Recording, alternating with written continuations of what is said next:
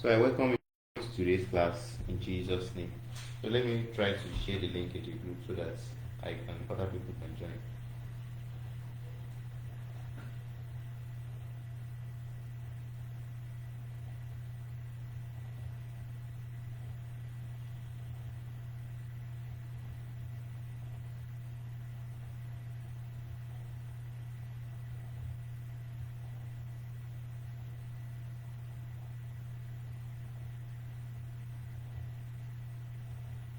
Please, if you cannot hear me very well, tell me.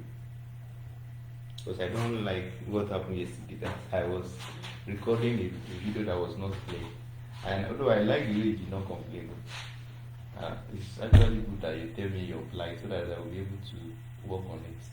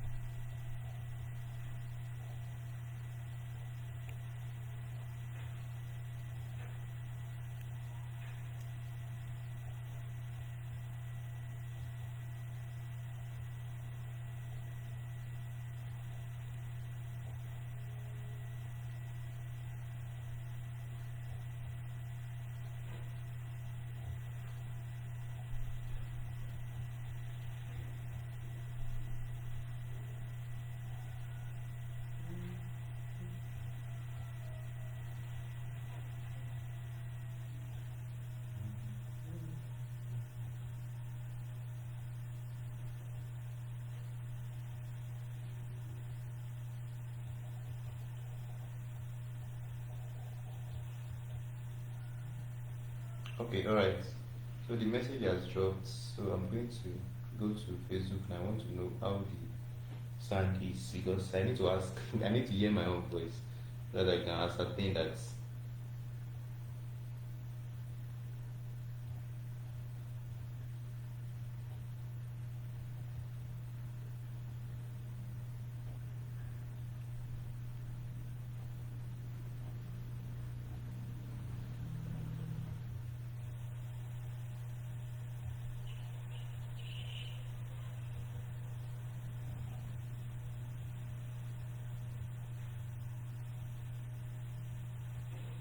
Okay, alright. I can see that Gideon is here already. So can you hear my voice clearly? That is, do you like the quality of the voice or we should continue?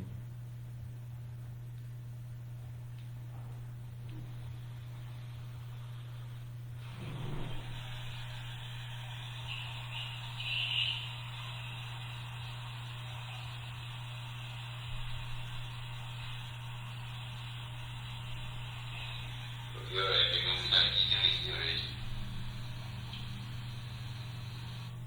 Okay, alright. So you can see that me, I had my own voice myself, so I have confirmed now that you guys can hear me. So let's start the class without wasting much of our time. So Heavenly Father, we thank you for today's class. We pray that you teach us because it is you that you can teach us better. We pray that you help us and you make us to understand in Jesus' name. Thank you, Jesus. In Jesus' mighty name we pray. Amen. So let's start today's work. So the first question we're going to be, please, this question I actually did not prepare for this class. So it's very, very possible that I will just be doing some things today, but I know God will help us. God will help us. So this first question, I told you yesterday, it doesn't have to do with us. So let's go to the next question. Now this one, it has to do with a question on binary. So and in binary, this is in base 2. So your answer should not be up to 2. So we are just adding it. So that's what they ask us to do. So let's just add like that. So just bring it as if you are doing primary school mathematics. So just bring it to each other. So what we have now? We have 1, 0, 1, 002. So what is it now? So you are adding it. So your answer must not be up to 2. So 1 plus 0, 1. 1 plus 0, 1. 1 plus 1, 2. So whenever you're having something up to 2, what you'll be doing is that it's either you will divide by 2, right? You know it is in base 2, so you divide by 2. What do you get? That would be what? 1, right? Remainder what? Remainder 0. So it is this remainder that you will write. Do you understand? So you have 0 like that.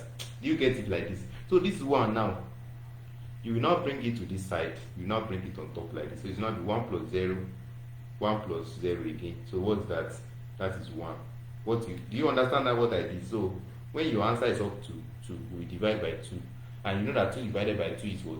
1 remainder 0, right? So I just bring the 1 to this one now, you now bring it to this side. Do you understand? So you now have 1. So 1 plus 1 is what? 1 plus 1 is now 2. You can see that we still get 2 again. So you still do the same thing. You still have what? 1 remainder 0, right? So you still write 0. You now take 1 to the side again. Now when you bring 1 to this one, it will still give you 1 plus 1 again. So you still do 2 divided by 2. So what do we get? 1 remainder 0. You will now write what? 0. Now what do you have left? You have 1b. Bring it to this side. So what do you have now? So we have 1 0 0, 1 0 1 1. So that's our answer. So let me try to confirm my answer if I'm right. Let me try to confirm my answer. Or if I'm making a mistake there. So if I made a mistake, please try to just tell me so that I can quickly correct myself. So what did they give us? 1 1 0 1 1. Okay. 1 0 1 0 2. Okay. Let's check. So but this is how you do it basically.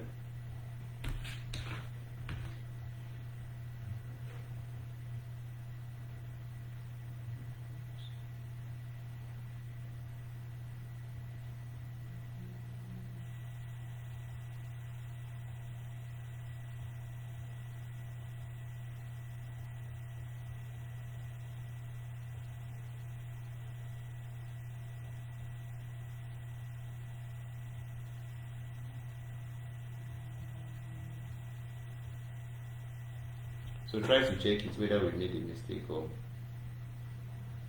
because our answer is not in the option.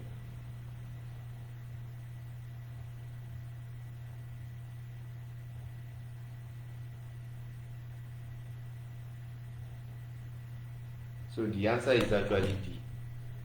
But if you check our answer, our own answer is 0 here. So I'm just wondering, how did they get this one? Because if you look at it, you are meant to get 0 here. So how did they get 1? So that's what we have to just know. So I think this should be 0. Maybe they made a mistake in the option. What do you think?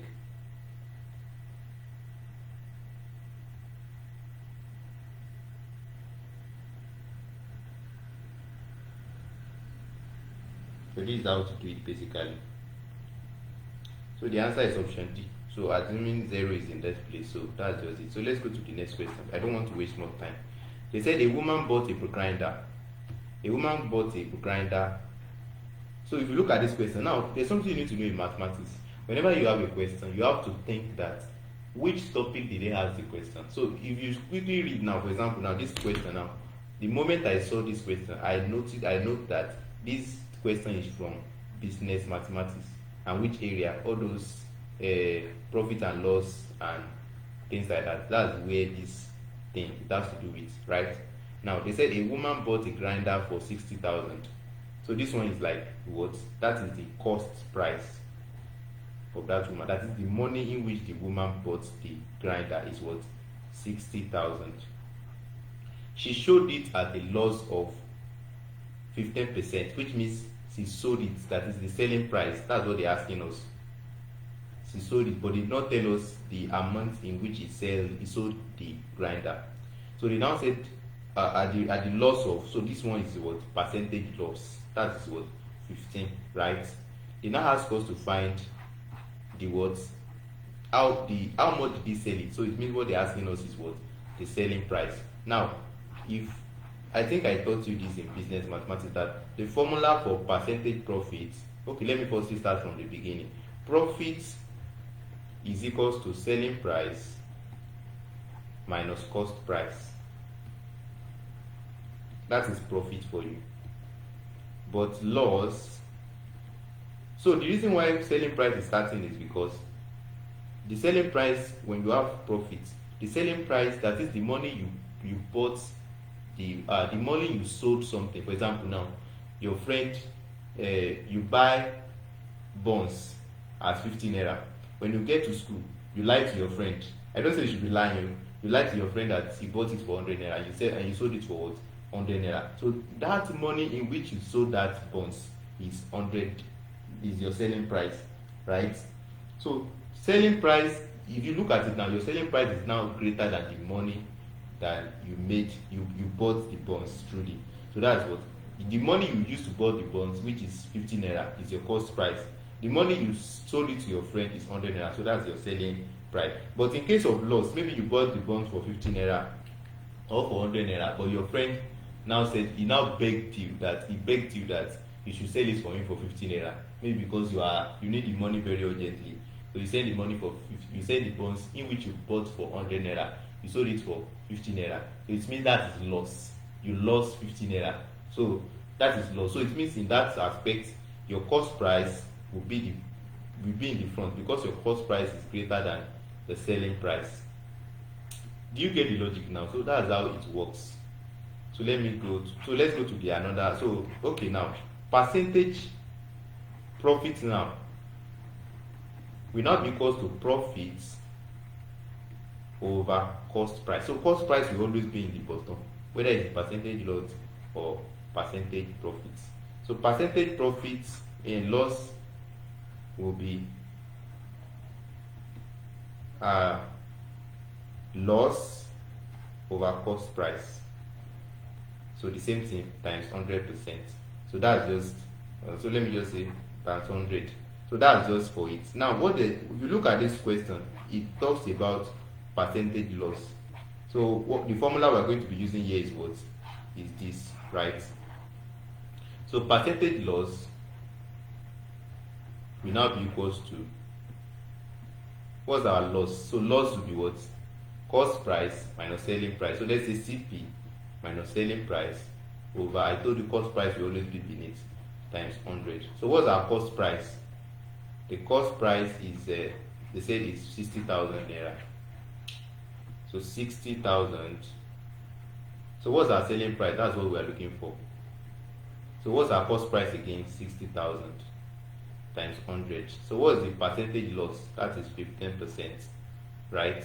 So all you just have to do is, don't go and be saying 60 cancel 60. If you see this, that's the wrong mathematics. That's your village people mathematics. That's not mathematics. There's some of my friends that don't really manipulate mathematics like that. That they be doing village people mathematics. Don't go and do it like that too.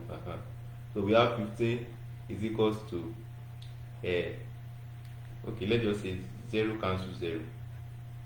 Right? You can divide this in this way, but you cannot divide it because there is minus between. The other main multiplication is beside them. You can use it. So what do we have now? We have 60,000 minus selling price over 600. So we just multiply it. So we have 15 times 600 is equals to 60,000 minus selling price. So what do we have now? So 15 times 600. So let me try to bring out my calculator and just use it. So you are not to use calculator, but some of the times you have to use calculator. So it's irony of life. Though, mind you, the calculator in UTME is not so good. So that's 9,000. So you can see it's only simple calculation like this you can use calculator for. And also in this time, it's 2014. So in 2014, Jamb, I think Jamb gives people calculator those times. It's 2015 that they started CBT. So it's possible that they give you calculations that we need calculator. But if you go to something like 2018, we have 60,000 minus 9,000. And don't forget, the UTME calculator does not have, I don't think it has square roots. We have to prepare for it. You need to know that the square root of, I think I need to teach you guys on sheets. The square root of 3, I still remember the square root of 3 till now. That is 1.732. Square root of 2, 1.4142. So these are the things you need to know. Don't ask me square root of 5, I don't remember that. But just square root of 3, square root of 4, and square root of 2, they are very, very important. So that's just it. So let's go to, so are we done? So okay, we get the selling price to be what? 54,000. So what's our answer now? Our answer is still not there. What is wrong with this question? It should be 54%, 54,000 rather. Okay, let's check our work. Oh, sorry, what am I doing? 60,000 minus. When did I even get? How did I get 54,000? I'm working very, very fast too. 60,000 minus 9,000, that's 51,000. Sorry. I need to be checking the comment section, sir. Okay, so our answer is 51,000. So that's it. So you can see how easy it was. So it's not something that you have to do. So let's look at this. So this one, just say we should product means you are multiplying. That is 0.0043. Okay, sorry, 43 times 2,000. Now, for you to do this, just express this in standard form. So you can see they say we should express them in standard form. All you just have to do is express this one in standard form. How do you do that? You will bring these points, you bring it to the center here. So you will bring it 1, 2, 3, 4. What is that? 4.3 times 10 raised to power. How many times do you bring it? 4, I mean. So it is, you are bringing it towards the right, so you have minus. Adding me, you are bringing it towards the left. When I get here now, you will understand. When you adding me, you are bringing it towards the left, it will not have minus, but because you are bringing it this point to the right, it will now be minus 4 times. So here now, adding means our point is here. You know that normally this 2,000 does not have point, but you have to put point here. So you now say 1, 2, 3. What's that? 2.0 times 10 raised to power. So 3. So you can see you don't have minus because you are moving decimal point to the right, to the left. So that's it. So now what are we doing now? 2 times 4.3, that is 8.6 times 10 raised to power minus 4 times 10 raised to power 3. So this one is just indices. Just use these indices and you get your answer. So 8.6 times 10 raised to power minus 4 plus 3. So what do we have? So we have 8.6 times 10 raised to power minus 1. So that's our answer. So our answer is option G. So let's go to the next question. So let me try to confirm some of these. So you have to just go through the ones you have done and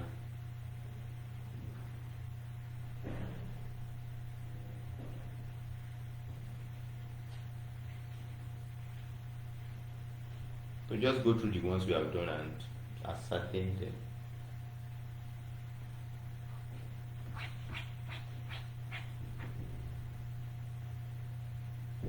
Okay, who is that?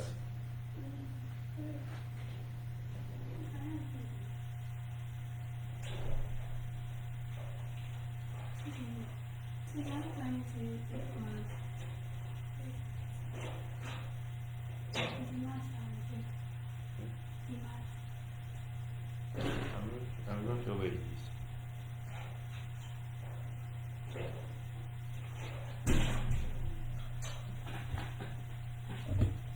I'm not sure if it's here.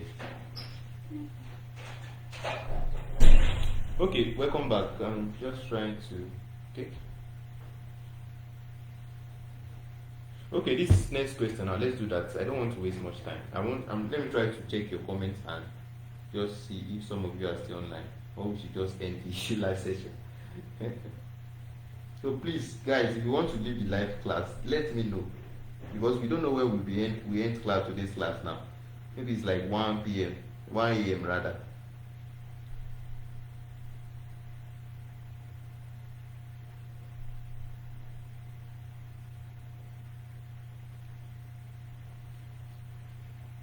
Please be dropping your comments. This is what that gives me energy. Drop the comments. Drop your comments. By now, you should share it to your profile now. This thing is not hard though. Drop your comments. If you don't have anything to comment, just say, okay sir, yes sir. He's saying we're dropping them. So look at this now. They say we should evaluate 2 log 75 plus log 750. That's what they ask us, and they give us log 7.5 equals to 0.875. Hardly Jamb allows you guys to use calculator. You just break this once and for all and you get your answer. But Jamb said no, we don't do that here. So now this is how you have to do. You have to just express it in terms of that. Now the first thing I want to do here is that I want to bring this 2 here. I have to like split this log 75. If I want to split it, log 75 is actually log 7.5 times 10. Do you understand? 7.5 times 10 is what? 75, right? You can see 2 is here, right? So 7.5 times 10 is what? 75. So it means this is the same thing I have here. So I still rewrite it so that I can be able to use this 7.5, right? Now look at this log 750 now. I can rewrite it to be 7.5 times 100. Do you understand? So the main purpose here is that I want to make sure 7.5 is standing alone. That's the main purpose. By the way, I'm not the owner of this past question. It's something I downloaded online. So the copyright is not on me. So look at this now.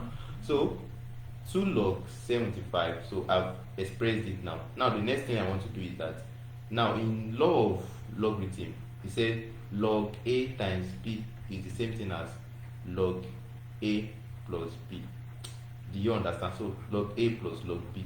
So please take note of that. So it means this log 7.5 and log 2 log this, I can rewrite it to b. So I can rewrite it to b.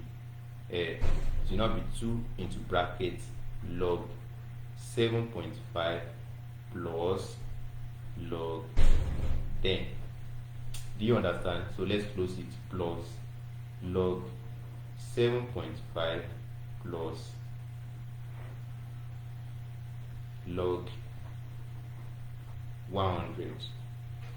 Do you understand? So that's just how this ones work. Now the next thing I want to do is that what's log 7.5? They've given us already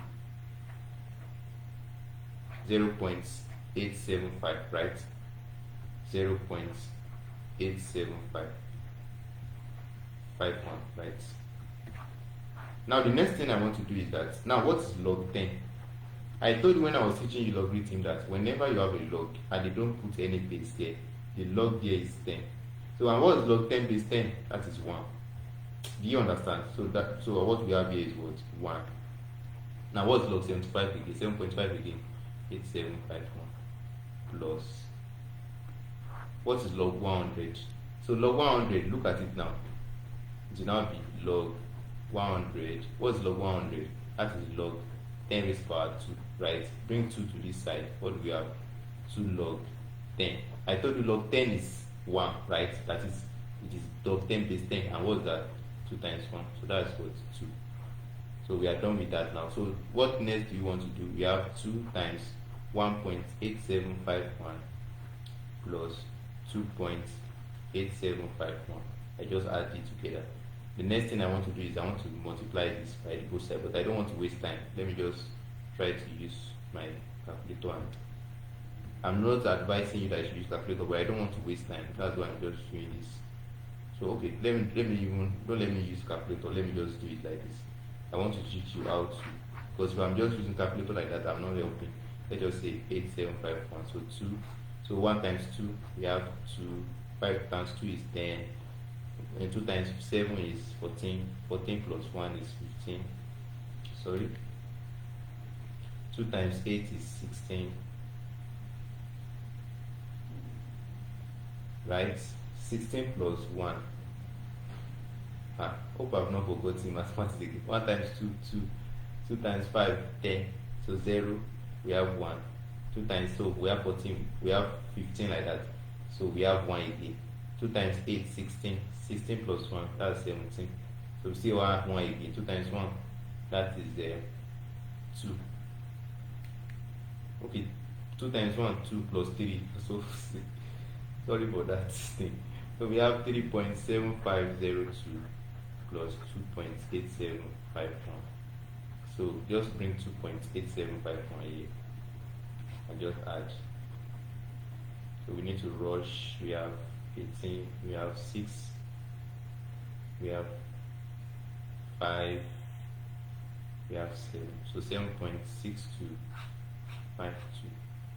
Oh, have I not make a mistake by this? Oh, sorry, this is 6. This is 18 plus this. Oh, is there an error here? Oh, sorry. 1 plus 7. I'm just making some silly mistake. 1 plus 7. 1 plus 7 is 8. 8 plus 8 is 16. So we have 1 here. 1 plus 3 is.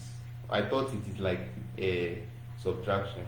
So 1 plus 3 is 4. 4 plus 2 is 6. So 6.6252. So this is our answer. Our answer is option B. So look at this now. They said we should solve for x. So you can see I'm not even looking at option.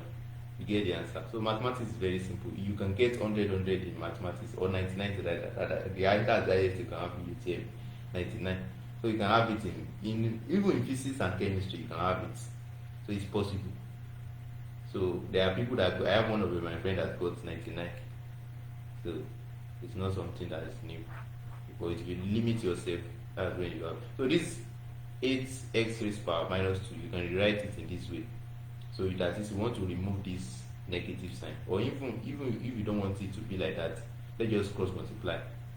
So what do we have now? We have 25 times 8x raised power minus 2 is equals to 2. What do we have now? So the next thing we want to do is we want to divide both sides by 25 times 8. So we have done that. What do we have now? We have x raised power minus 2 is equals to 2 over. Now 25 times 8 is what? That is 200. So we have here 2 here 1, 2 here, we have 100. We have x raised power minus 2 now equals to 1 over 100, right? Now what is 1 over 100?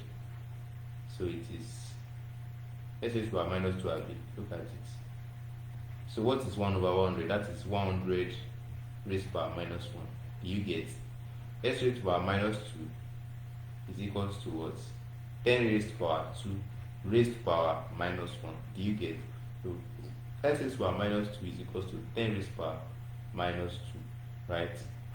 So just cancel them to each other. So minus 2 cancel minus 2. What do we have? X equals to 10. You can see this mathematics can be done anyway. Just get your answer. That's the thing. So you can come and say, sir, I don't want to follow your own method and do it another way, and you still get the same answer. So the answer is x is equals to 10. So that's our option A. So that's our answer. So let's go to the next question now. So by the way, are you guys getting the correct answer? Are you flowing? Or are you tired? Or are you not interested in class again?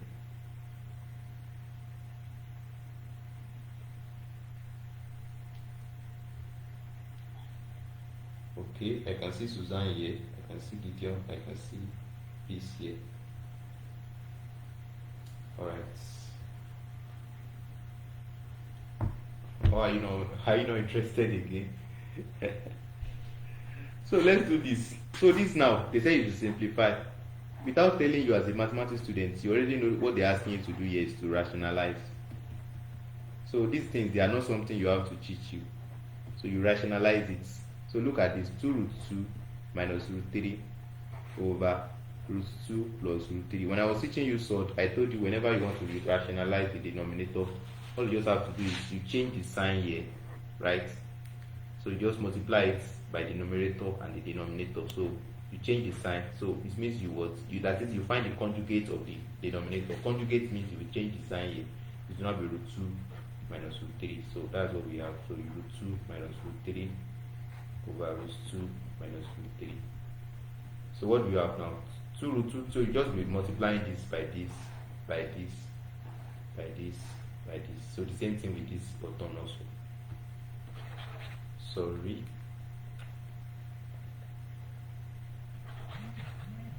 Okay, let me try to use this. Okay, so we have 2 root 2.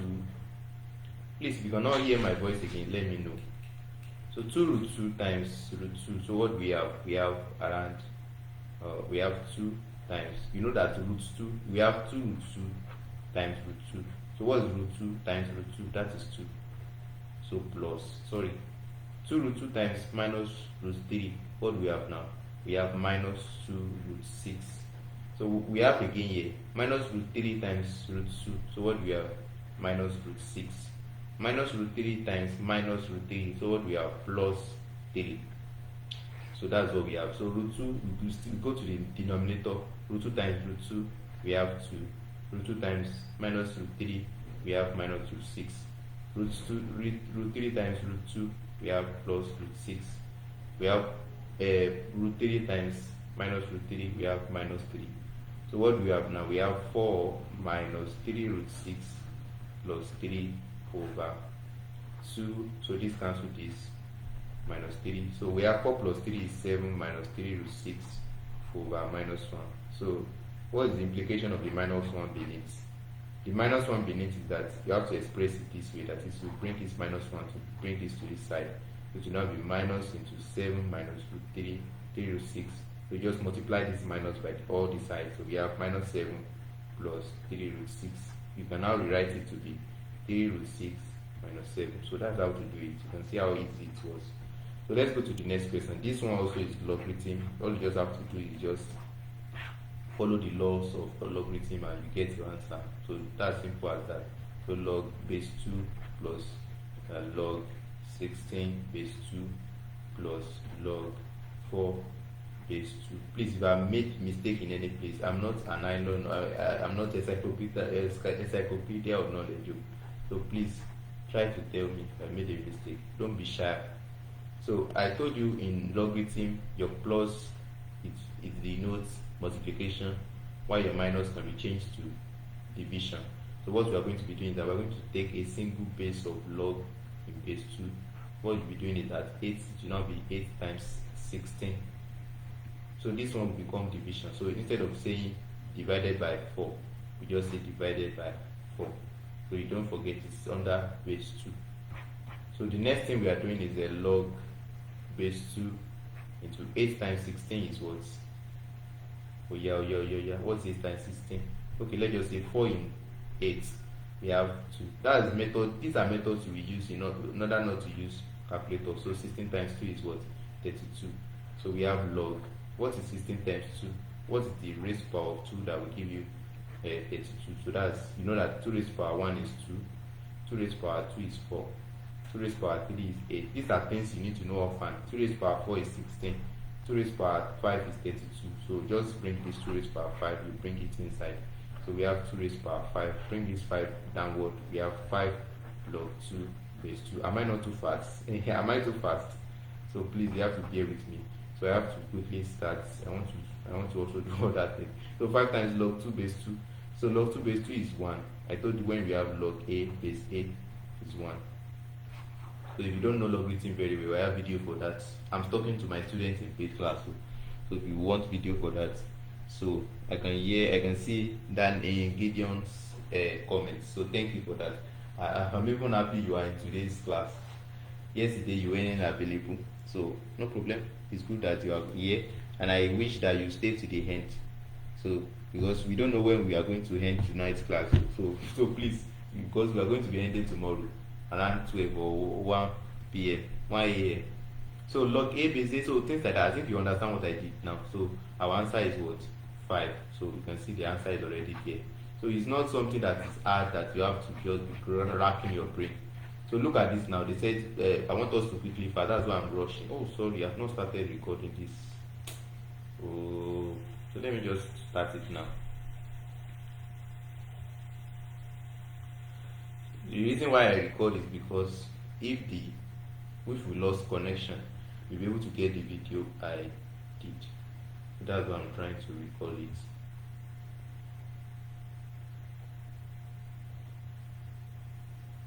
So alright, so let's do this question. They said P union Q is what? Can you see now? Is 1, 2, 3, 4, 5, 6.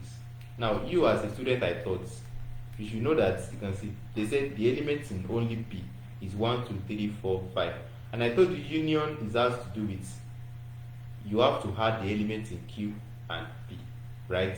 So the element of Q is going to be what? Here we have only 1, 2, 3, 4, 5. But it means the element of Q is going to be 6, 7. Do you understand what I did? If it is union, do you understand? Union is like element in P will be you will write it with the element in Q, and they have written the element of P already to be 1, 2, 3, 4, 5. So it means the element of Q will now be what? 6, 7. So that's our final answer. So that's how to do it. So I think we still have a question. If you don't have any question,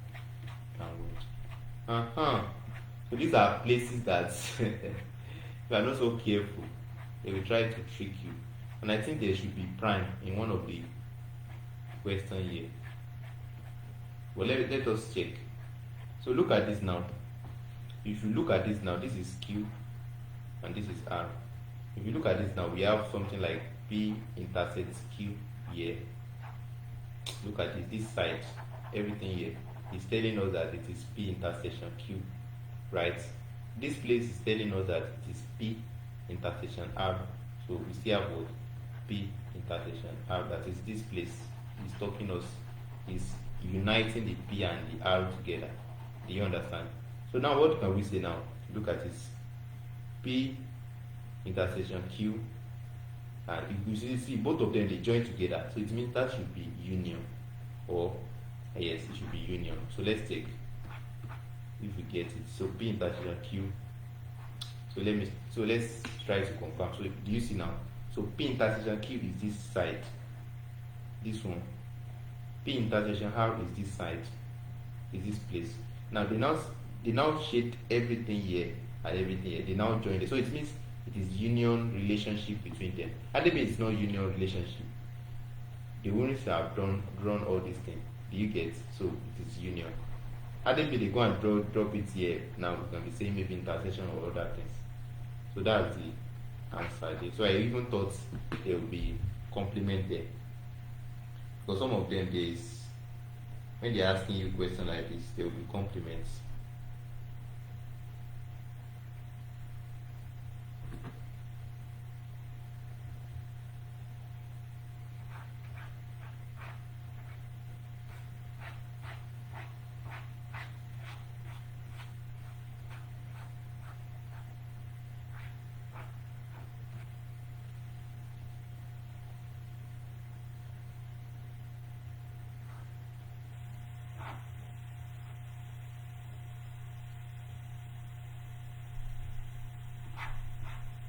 So you guys, I want you to do this question, number 12.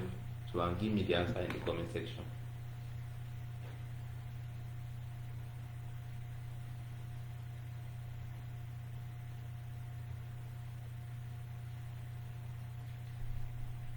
I'm waiting for you.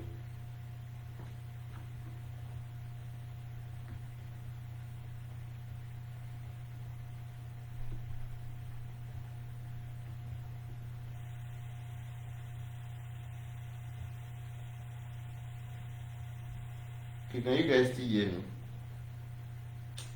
I mistakenly pressed something.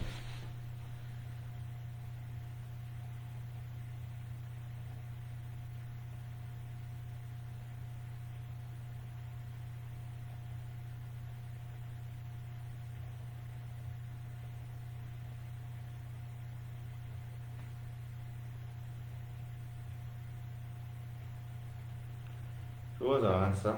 So here gt squared, look at it, gt squared minus k minus w. Can you guys hear me please?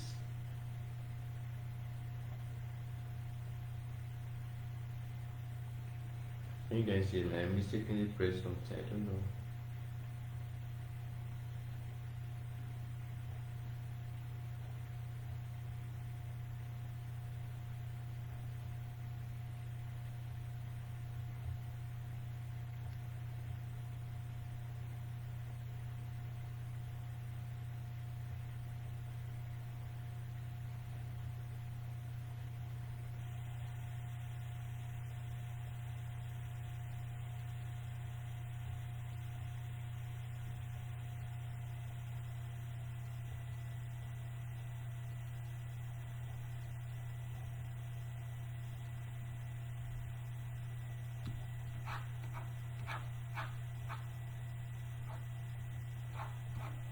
Can you guys hear me, please? Okay.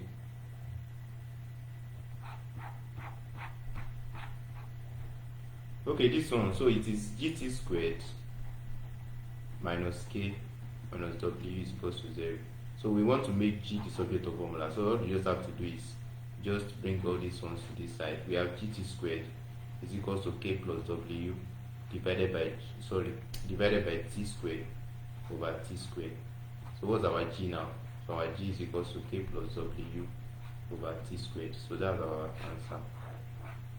So our answer is k plus w over t squared. So that's b. So what else again? So the first one here, I'm still checking at this Venn diagram. I'm still trying to ascertain the answer it should be. But I think this is what it should be. Because if you say it is intercepts, this side, what I'm saying, this is what I'm saying. This is P, this is Q, this is R. You now said this is P intersection Q, they said this place. P intersection R is this place. Right? Now, if you look at it, the relationship, if you want to say P intersection Q and we still say intersection here, it means this place will not exist and this place also will not exist. So that's why I'm trying to just check it and ascertain whether the answer is right or wrong. So hold on in a second. Okay, before I go there, so let's go to this, do this one. Factorize this while I wait.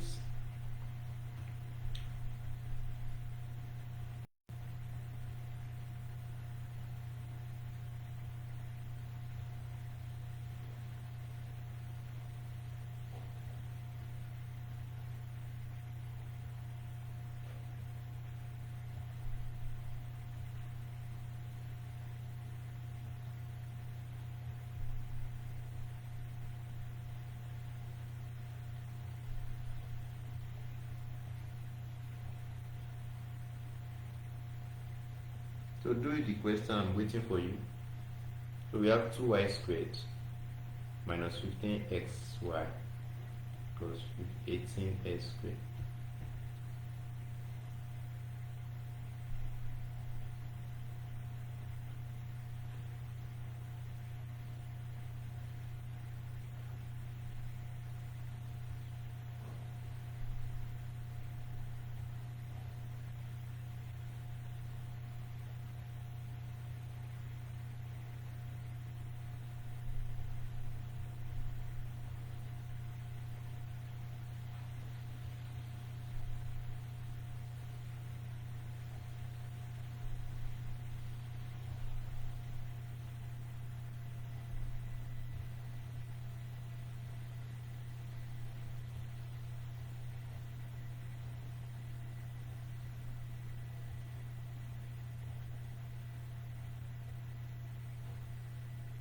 So let's do that. So we have 2y squared minus 15xy plus 18x squared. So for us to do something like this, we have to factorize it. So 2y squared plus times 18x squared, what was that? That's 36x squared, y squared, right?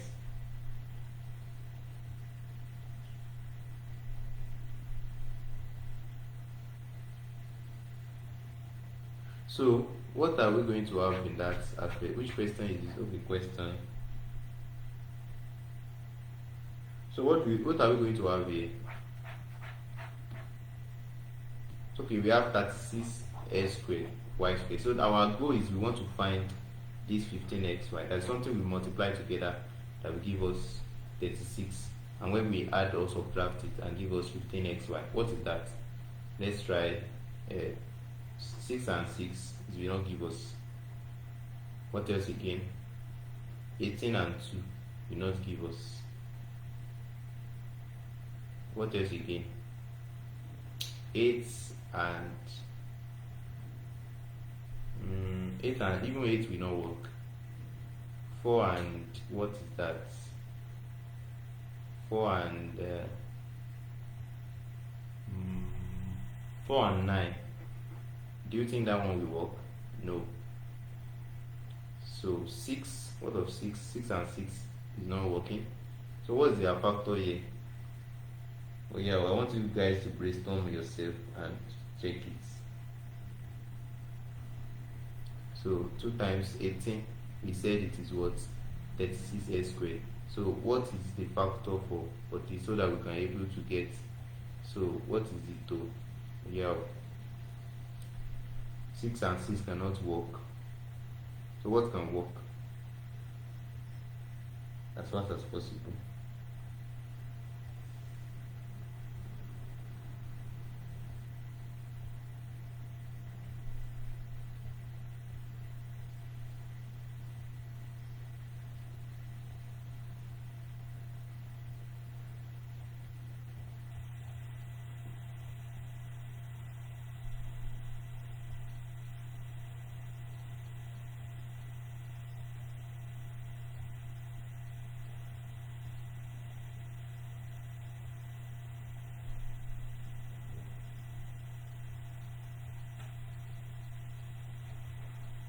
So 8 and 7 cannot work. So what do you think will be our factor? Okay, I'm checking the comment section.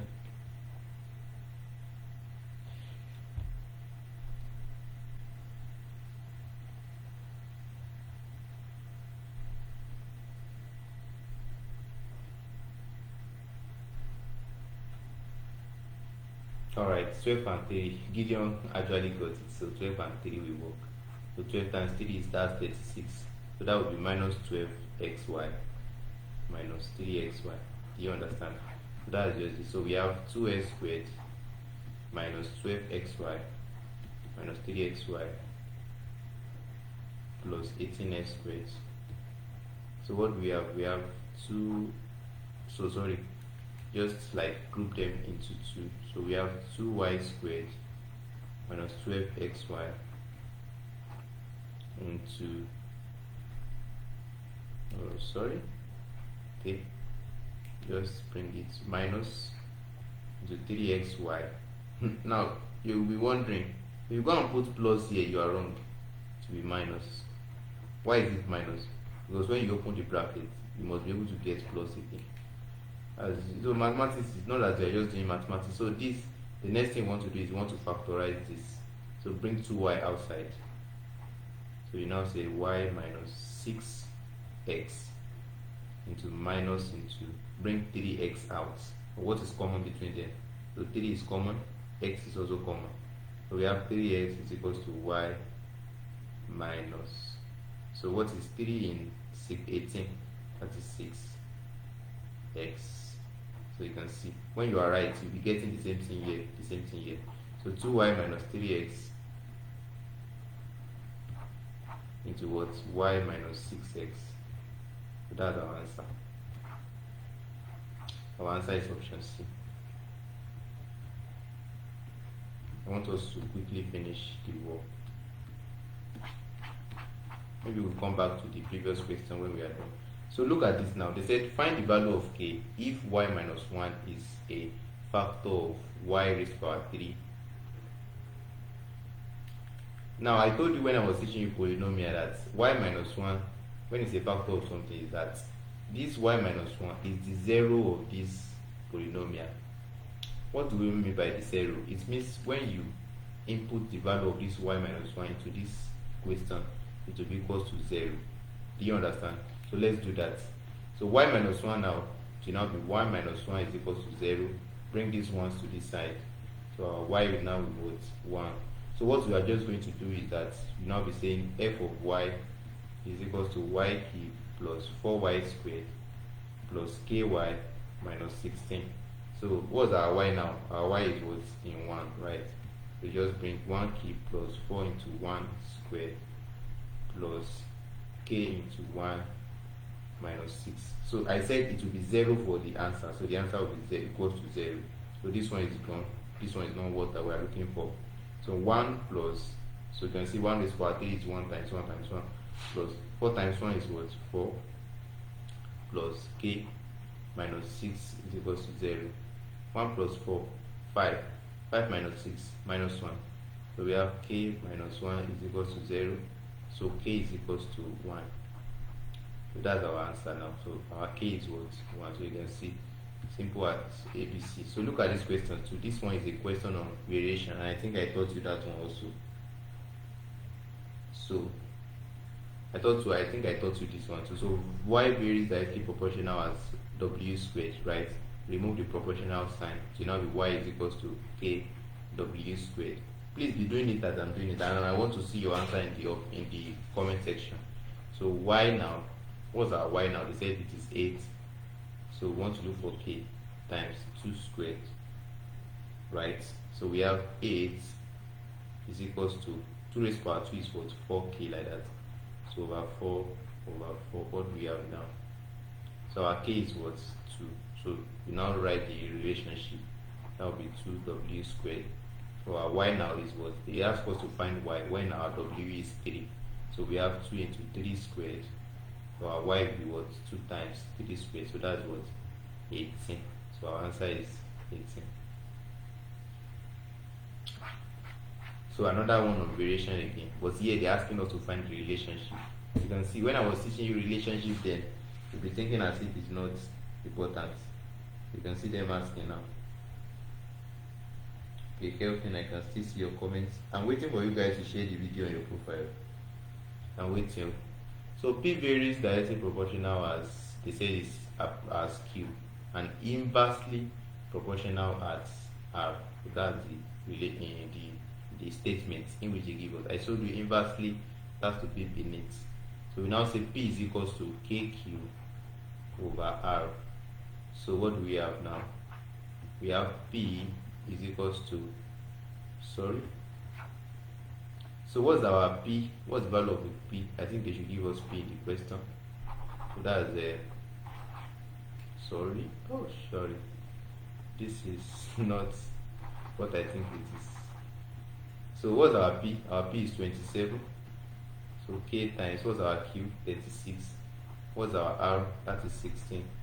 So let's cross multiply. We have 27 times 16 is equals to 36 times K. So divided by 36 divided by 36. So we have 8 here. Okay, 8 cannot go. A 3 here. 3 in 27 we have 9. 3 in 36 12. 2 in 16 we have 8. 2 in 12 we have 6. 2 in 8, okay, 2 in 8 we have 4. 2 in 6 we have 3. So we have 9 times 4 over 3. So what do we have? 3 here 1, 3. So 3 times 4 is what? 12. So our k is equals to 12. Now relationship is that you will substitute this k inside this question. That's what they're asking you. Inside this statement, that's what they're asking you in terms of relationship. So that will be 12q over r. So our answer is option C. Simple as that. So mathematics is very simple. You can see we are just doing it and doing it. So look at this question now. This question is not as easy as you think. All these inequalities. You can think they are easy, but they are not that easy the way you think they are. So let's just try it and let us see what we get. So let's cross multiply. So what do we have? We have minus 1 times x plus 3 into less than x minus 5, right? Now we now have what? Minus 1 minus x minus 1 times 3, that's what? Minus 3 less than x minus 5. If you look at what they did here, they get like 2 answers and what they gave us is like something like this 1 answer. So it means there's something that they want you to do in this question, and that's inequality for you. Do you get logic? So that's inequality for you. So when inequality is being asked, there's a lot of things that you are being expected to do. Do you understand? So that is it. So let's continue. So we have minus x. Okay, sorry. What I meant is, okay, let's just bring this to this side and bring this to this side. So please don't change the sign. So don't change the sign. So we have this one goes to this side. We now have this one goes to this side. We have 5 minus 3 into less than. We have x plus x, that's 2x. So 5 minus 3 is was 2 less than 2x.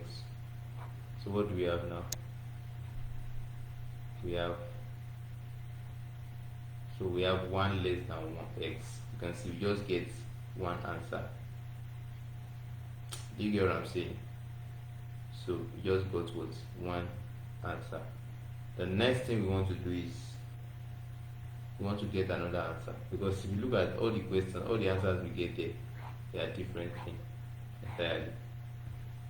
So we have to just do something different. So x minus 5 over x plus 3 is less than minus 1, right? Now the next thing we want to do is, if I can still remember, I think there's a way you do that by multiplying by x plus 3 squared. So x minus 5, let me just try that. X plus 3 into minus 1 into x plus 3 squared. So what do we have? So let me bring it to this side too. So what do we have here? So we have x plus 3 into x plus 5, okay, x minus 5 rather, less than minus 1. I'm just trying to check it out. It's been longer. I did something like this before when I was preparing for my UTM. That's when I was doing things like this. So we have x squared. So we have minus 5x plus 3x minus 15 less than minus 1 into x squared plus 3x plus 3x plus 9. So we have x squared minus 2x minus 15 less than. So we have minus 1 into x squared plus 6x plus 9. So we have x squared now minus 2x minus 15 is equals to, less than minus x squared minus 6x minus 9. So what do we have now? So bring this to this side. So we have 2x squared. So bring all these ones to this side. We have minus 4x now. Oh, sorry. It's actually something we have to do here. It's something we need to do here. So this type of inequality, I think I understand what they want us to do. It's going to lead to quadratic equations. So look at it. So bring everything to this side. We have s squared, which will now be 2s squared like that. Bring this to this side. It will now be minus 2s plus 6s. That will be plus, okay, yes, plus 4x. So minus 15 plus 9. That will be minus, what is that? That's minus 6, less than 0. So the next thing you want to do is you want to factorize them. So what's the factor? Or should we divide both sides by 2? I don't know if that's allowed. So we have x squared plus 2x minus 3. So less than 0. So what's our factor? So if you know the factor, drop it in the comment section. If you look at it now, the factor is even a little bit big. What is the factor? So minus 3x times 1, or minus 1 times 3. So the answer should be minus 1 times 3. So it will now be x squared minus 3x plus 3x minus x like that. Minus 3 less than 0. So we now have x into s plus 3 minus 1 into s plus 3 less than 0. Do you get? So we now go to x minus 1. Ah wow, I got this thing. Something I have done now. It's been long. I'm going to explain the reason why I have to do it that way. So we have x minus 1 less than 0 or s plus 3 less than 0. This is now where the problem is. And this is where inequality is inequality. So this is now 1 for s plus, okay, s less than minus 3. Now, this is where you can see now. So this one we did here, this is the way I did it some years ago when I saw the question. Whenever you see the question, you first think this question is a very simple question, but this thing that you see here, it is actually in LAUTECH post-UTME. I first saw it. The past question I'm using those times. I thought we were going to do post-UTME when I was preparing for medicine, LAUTECH then. So, but later did not do it. We actually did. They did screening rather. So, when I first saw the question, I first did it this way. So now this is the logic in this question. We are not done with it though, but this is the logic in the question. Instead of just cross multiplying, what you just do is that this s plus 3 here, you will square it. Your main aim is that if you look at this place, you are getting two answers, right, for x. So your main aim is that you want to make sure that this, if you do these things in normal way, you will not be getting one answer, and if you get one answer, you will miss it.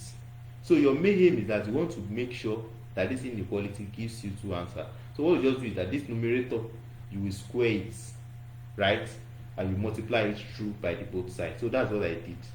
So I just square it and what multiply it by the both sides. So please, this question, it's not it's not that I'm making you afraid for inequality. Those times I use it to trick some of my friends. That's why I was able to remember to do it now. Do you understand? So you can see, mathematics is you have to be very smart. Now, I told you we are not done yet. Now, the next thing you want to do is that you want to do something like a range. That is, you try to do a range, right? So that's what you want to do now. If you look at this now, x is less than 1, right? X is less than 1 means the values of x, they may start from 0, minus 1, minus 2, so and so on and so forth like that. So they now say x is still less than minus 3, right? So it means that is not really so reasonable to say, right? But when we say 3 is, or when we say x is greater than minus 3, it is still reasonable, right? Now, it is now the same thing like minus 3 less than x, right? So minus 3 less than x, right? So minus 3 less than x means x is starting from minus 2, minus 1, 0. And this one is already saying x is less than 1. So which means your values is between minus 2 and minus. What we want to do is that we want to make sure that the range, they are going to like form a range like 3 less than x less than 1. So that's our main aim. Maybe I should try to draw a number line for you. You can see this is what minus 3 and this is 1. They said x is less than, so this is x is less than 1. Which means your value of x is going like this.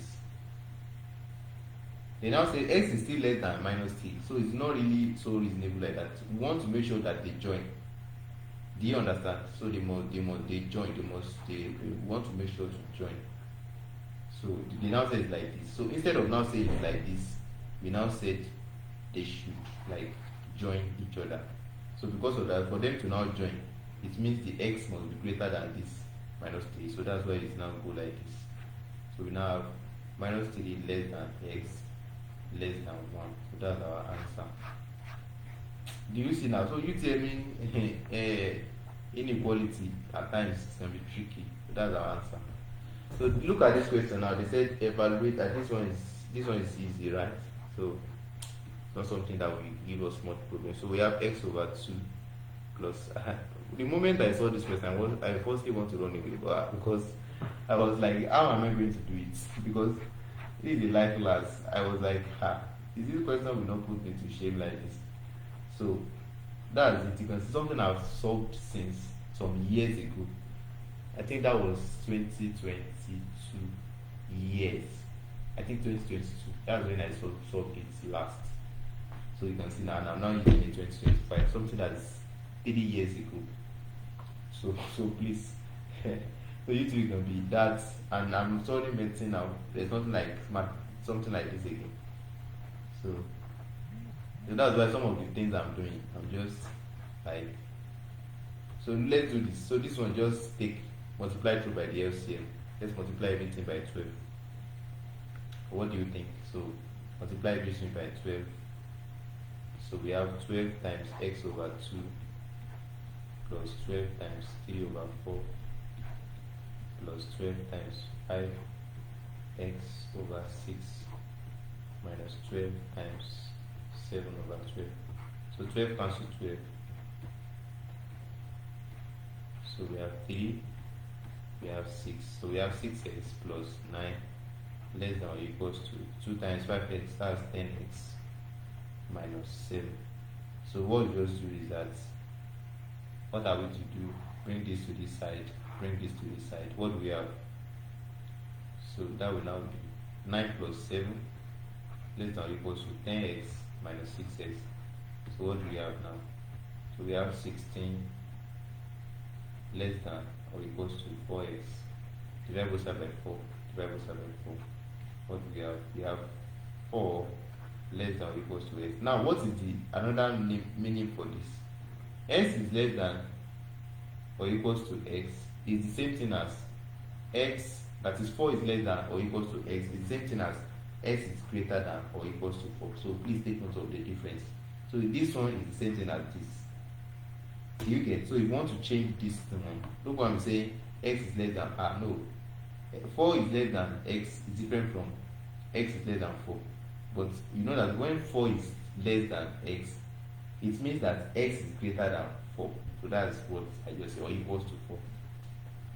So the question here is, they said, so you guys should try this, try it. I want to like rest a little bit. So try this question and drop the answer in the comment section. Let me see your comments.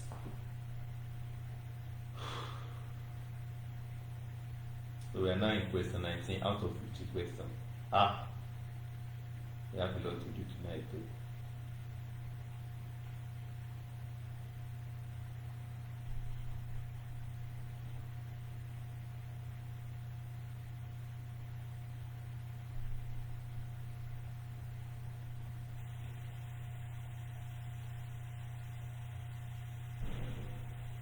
So we are still right, we are still nice.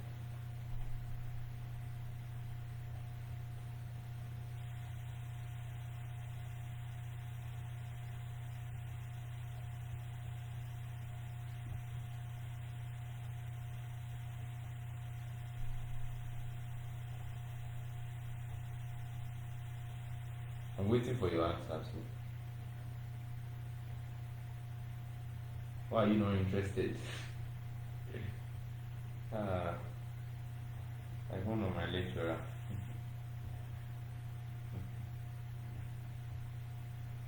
I will tell you that. Are you not interested in the class?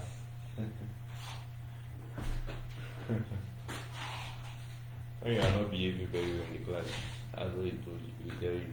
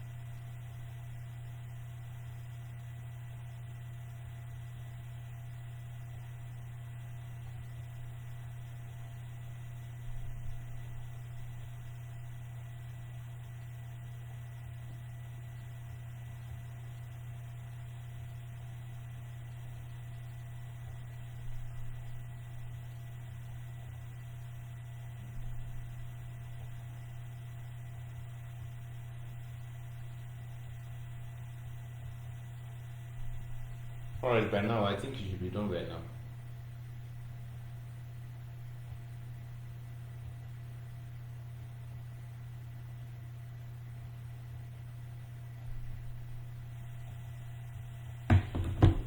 So they say the first term of an arithmetic progression is what? So your fourth term of an arithmetic, I told you the fourth term will be a plus.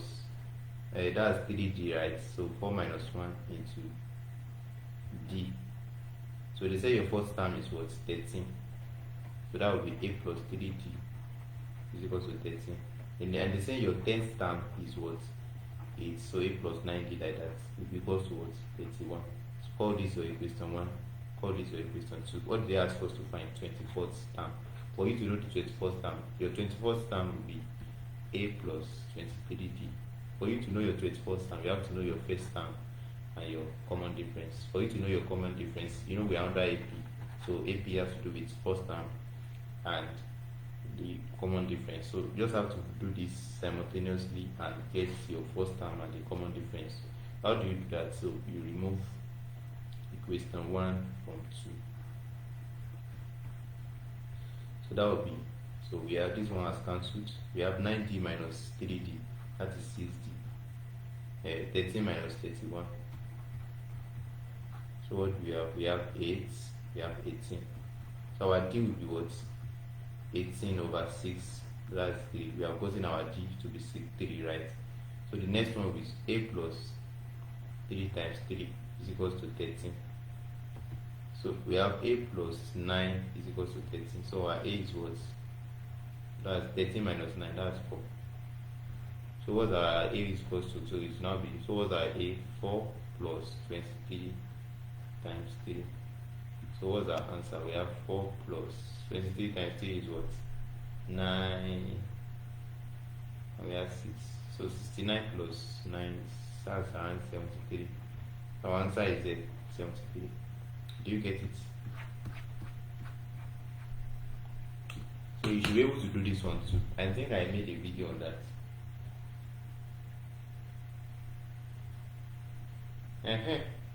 I was telling you guys that I was right in this question, but you are like looking at what I was saying. So I was right. I'm right.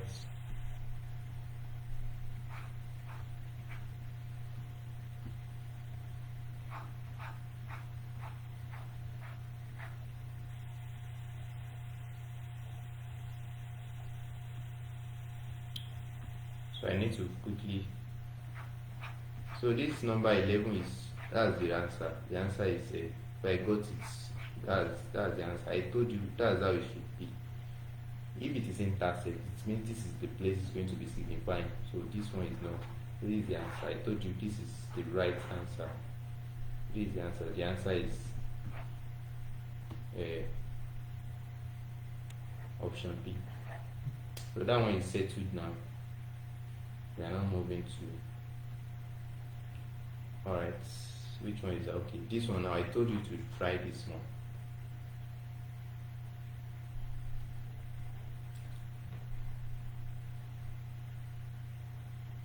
So have you tried it? So please, I don't want to waste much time. What's the common ratio in GP? The common ratio in GP tells us that T2 over T1 is equal to T3 over T2. So what's our T2 here? Our T2 here is 10 plus 2 root 5. What's our T1 here? That is root 10 plus root 5. Is this question right? Okay. What's our common ratio like that? They ask us to find common ratios. Now we want T2 over T1 be. What's our T2? 10 plus 2 root 5 over 10 plus root 5.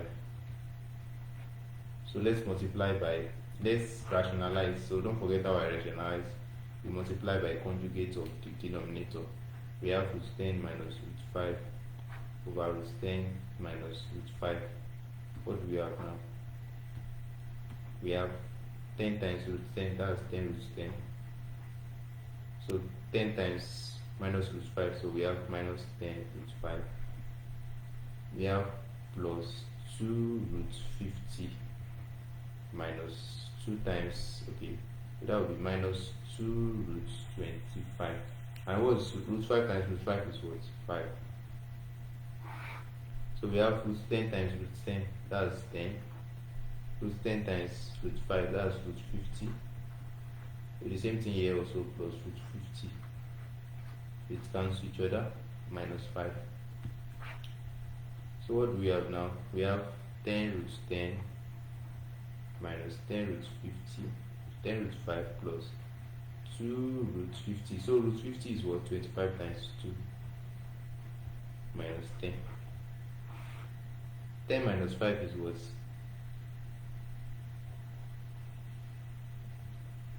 So we have 2 here. Okay, sorry, 5.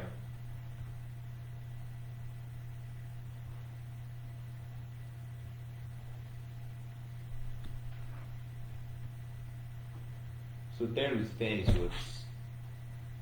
Okay, 10 root 10 minus 10 root 5 plus, I don't want us to get late, that's how I'm rushing. So root 25 is what? 5. So 5 times 2 is 10 root 2 plus minus 10 over 5. I think there's an error in the question.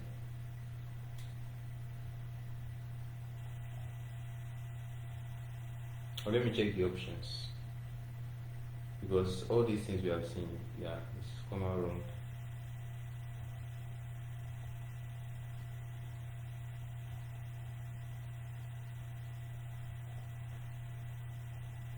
Because if it is normal thing they want us to do, we would have gotten something that will be able to cut.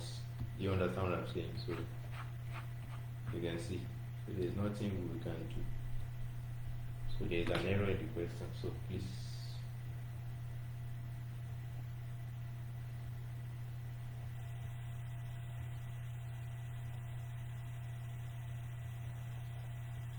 So let's go to the next question. Don't let us waste much time on the wrong question. So let's do this now. So this one too, I think I've taught you this too, the binary operation. They asked us to find the binary, so you can see now. What's your answer here? So try it too.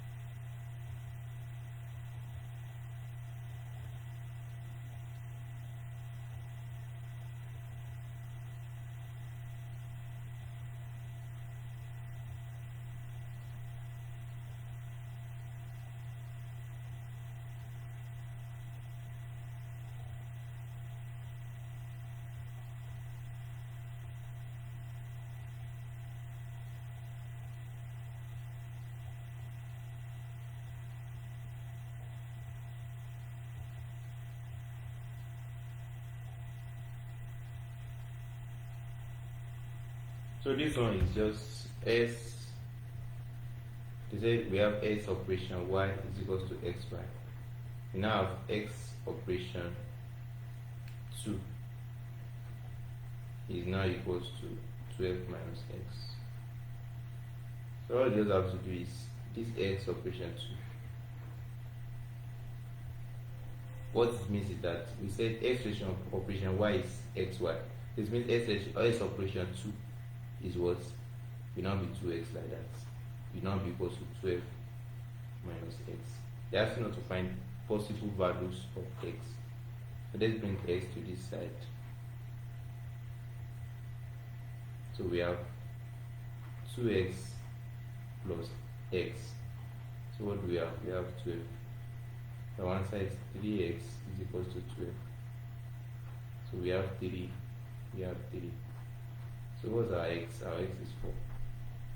We are now supposed to find possible values of x.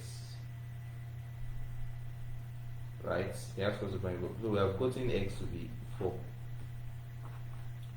So we have gotten x to be 4. Now look at the question. Which place do you get 4? That is, does not have minus. So where do we get that? So look at it. Where do we get x that doesn't have minus? So tell me the answer like that. I think by now you know what I'm saying now.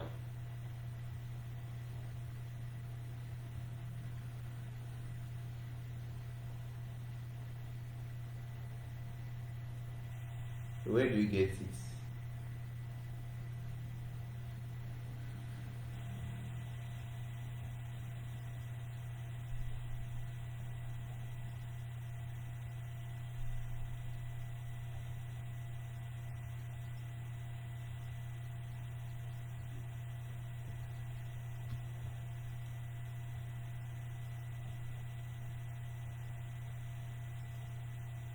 Oh, sorry. There's no error in this question. And the one that made a mistake. There is square root here. There's square root here. Oh, sorry for that error. So we have to do it then. So there's square root there. I'm just wondering that what is the wrong with it? So that's why I'm trying to just check everything I'm doing so that I will not. Okay, so let's do it. So I was just wondering that what are we doing? So plus 10 times root 10, that is 10. Plus 10 times this, so minus root 50. So we have 2 times, so this one will be plus 2 root 50 minus 2 times 5. You know that root 5 times root 5 will give you. So we have root 10 times root 10, so that is what 10. So 10 times, so this is minus root 50. So plus root 50 again, minus 5. So this cancel this. So minus root 50 plus 2 root 50, that will be 10 minus, okay, plus root 50 minus 10. So this cancel this. So this is 10 minus 5 is 5. So now what is root 50? That's root 25 times root 2 over 5. So what's root 25? That is 5 root 2 over 5. This cancel this. What's our answer? Root 2. So that's our answer. So sorry for saying there was an error. So it's actually, that's what I actually thought. So the answer is root B. B answer, right? I did say root B instead of saying something else. So let's continue.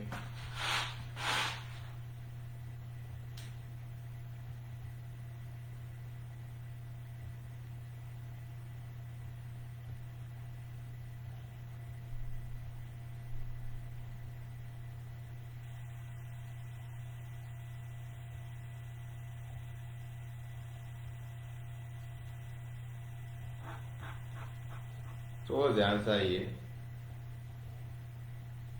What do you think will be the answer here?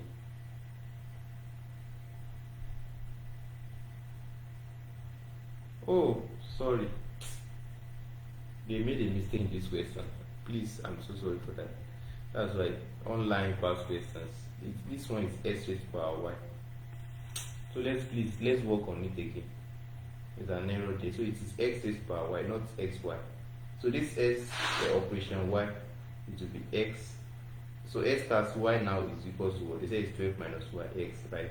So in place of this s operation y, we now be putting this s operation 2 there. So it will not be.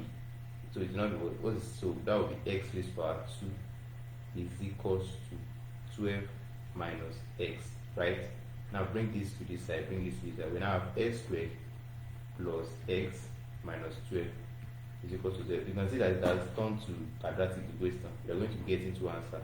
So what's our factor? Minus plus 4x minus 3x minus 12 is equal to 0. So x into s plus 4 into minus 3 to s. This is just normal factorization, so that's why I'm just brushing it. So I think by now you are no more a small child in my factorization. So it's equals to 0. So x is equals to 3 or minus 4. So answer is option C. So 3 or minus 4. You can see. simple mistake in the question and you are going to make a wrong mistake. So the next question we want to do is on matrices for the matrices for simultaneous equation. So how do you do it? I told you when I was teaching you that just find the determinant of this. So how do you find the determinant? Determinant will be 5 times minus 7. So if you don't know it, go and watch my video for matrix and determinant. I will not repeat it again. 5 times minus 7 is what? Minus 35. You know, I'm trying to multiply this and this, let me just say we want to find the determinant of this. Let's say that this is matrix A, right? So we want to find the determinant of matrix A, which will now be 5 times minus 7 minus 35 minus, don't forget what I told you, that when you find the determinant of a matrix, it will now be AD minus BC. Do you understand? So minus now will be beside them. So minus 6 times 2, so that will be minus 12. So what do we have? Minus 35 plus 12. So what do we have now? We have something around. So that will be minus. We have 3. We have so minus 23. So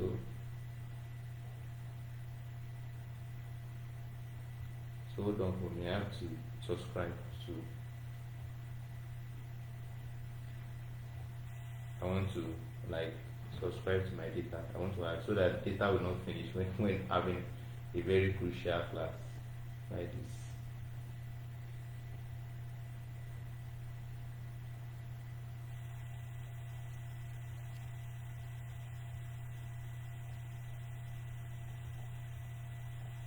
We have a lot to do today, so I have to just be patient.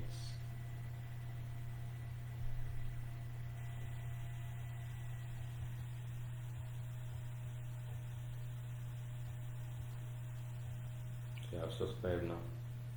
So there's nothing you will say that is the excuse in which the class doesn't hold. So okay, we have gotten our determinant to be minus 23, right? But that's for A.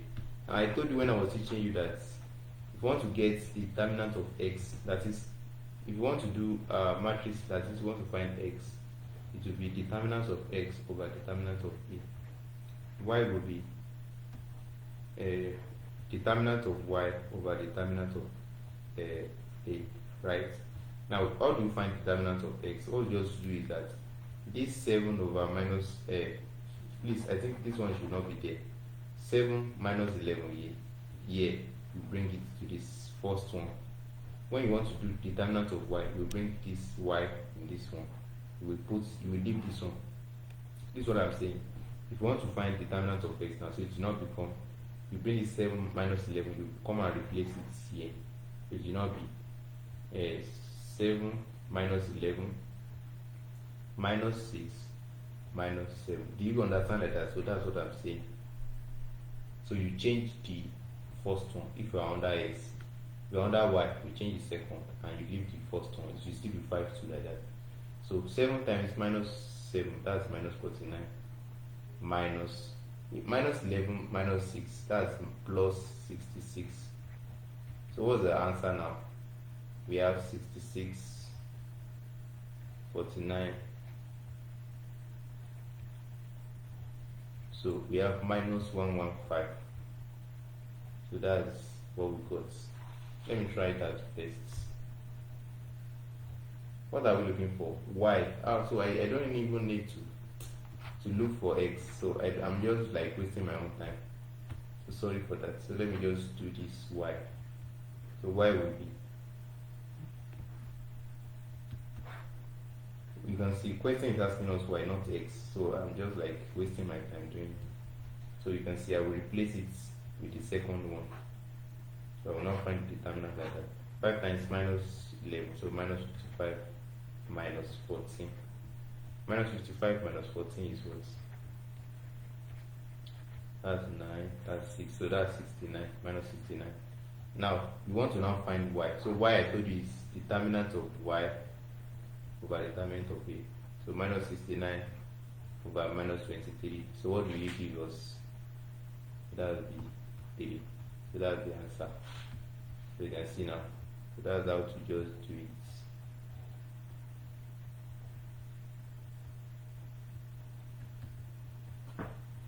So we have 69 over 23. So yes, that's the answer. So answer is D. Now the next question here is also simple. I told you whenever they draw two stroke of line that is straight, what they're asking you to do is just determinants. So here just find the determinant of this place, of this matrix. So that would be minus x times 4. So that is minus 4x. Then you find this 2. You multiply this and this. You multiply this and this. So it will now be minus 12 times minus 1. So that is minus 12 is equals to minus 12. So minus 4x. So minus times minus plus 12 is equals to minus 12. Bring this to this side. So we have minus 4x is equals to minus 12 minus 12. So minus 4x is equals to minus 24. So minus 4 minus 4.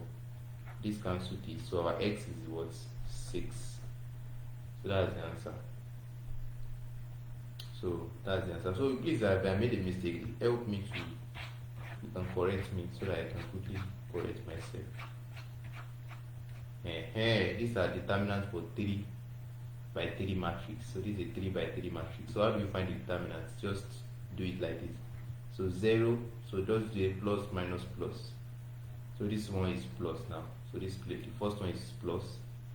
So you now do this, row 1 cancel, column 1 cancel. So what do you have left? You have 7, 8, 5, 4. 7, 8, 5, 4. We move to the next one. So now be minus 3 into. So this one will now be row 1 cancel. If you want to understand it very well, go and watch the video for matrix and indices. Row 1 cancel, column 2 cancel. This is a revision class, so you don't expect me to go so deep. And if you are not my students and you are watching this by free, you have to join the paid class to join to learn it. So look at this now. This cancels. So this one is row 1, column 2. Do you see? So what is left? Row 1 cancel this. We have 1804. So we go to the next one, which is plus, which is 2. So you try to locate where is it? So it will now be like this. So what do you have left? So 1705. So simple as ABC. It's not hard. These things are not hard to. I don't want making them hard. So we have 0 here. So what's the determinant? 7 times 4, that is 28. Minus 5 times 8, that is 40. Minus 3 and 2. 1 times 4 is what? 4. 0 times 8 is what? 0. Plus 2 into 1 times 5. 5. Minus 0. You know 7 times 0 is... So 0 times this, everything will be 0. So minus 3 times 4, that is minus 12. So plus 10. So that will be minus 2. You can see our answer is already there. So our answer is A. So now, I told you this, that when I was teaching you polygon, that whenever they ask you to find the number of sides, that is, I give you one formula that if you want to get one exterior angle, the formula is 360 over n. That is, n is what number of sides.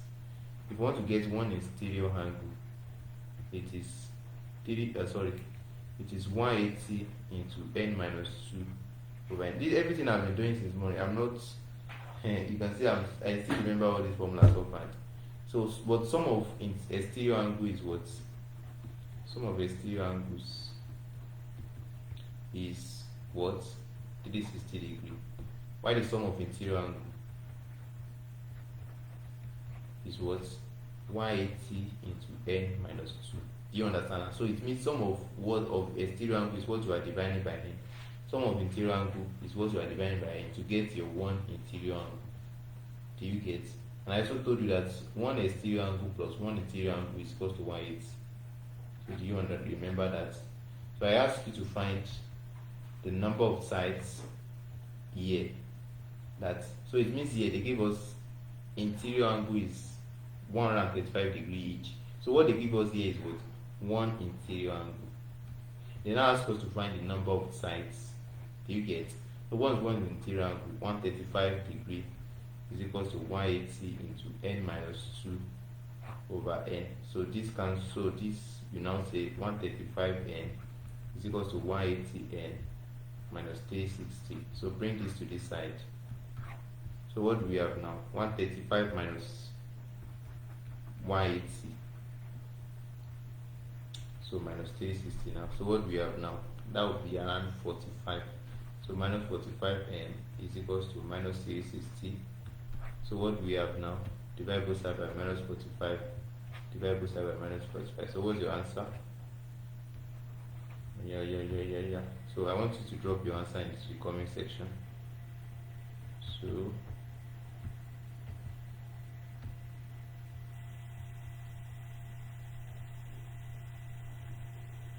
your answer is what? So n is what? 8.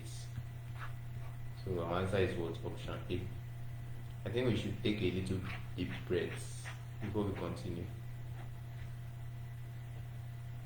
So I want you to take a deep breath before we continue.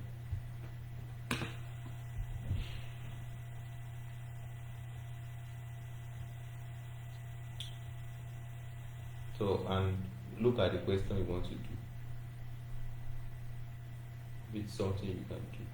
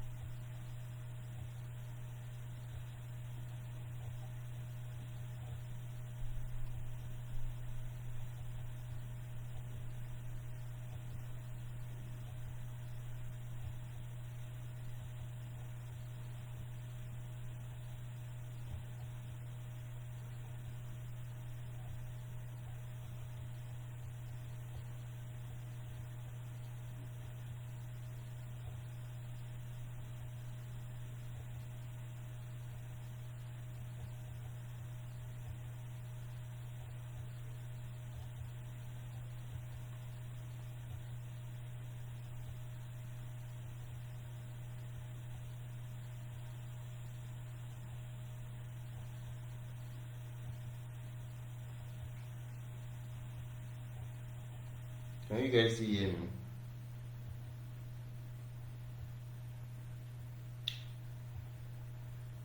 Okay.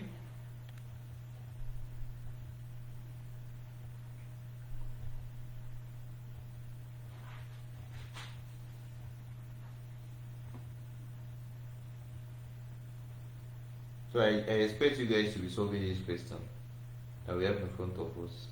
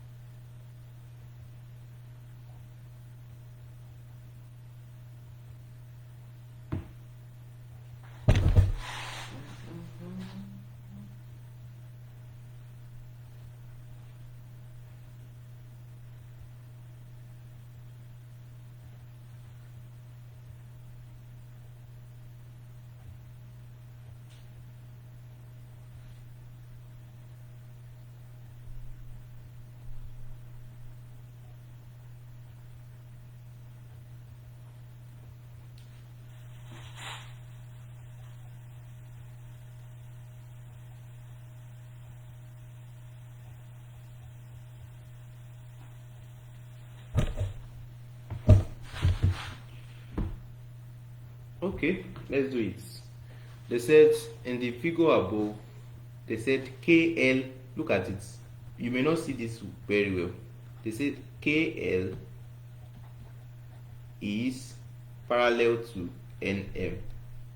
So KL is parallel to MN. That's the first question. First thing that I need to firstly see. They now ask us to find. They said if angle KLN is 54 degree, that is K. This diagram is not clear. KLN is what? They said is 54 degree. They now said an angle MKN is 35 degree. If you have gotten the answer, drop it in the comment section. So they now said calculate the size of KMN. Calculate the size of KMN. Look at it. So this is what they ask us to find. Now how do you do that? This type of question is not something you quickly go and be doing rushing. You have to be very careful. So you have to be what? Very careful before you do it. So now, for you to do this question, I will advise that you try to draw a broken line here. Try to draw a broken line here. Now, the first thing you are going to notice here is that if you look at the 54 degree, look at this. Let me try to produce another line here. I think I've taught you guys plane geometry, so you understand better what I'm doing. So I'm trying to make something here. Do you understand what I'm saying? So I'm doing something. I'm trying to bisect something there.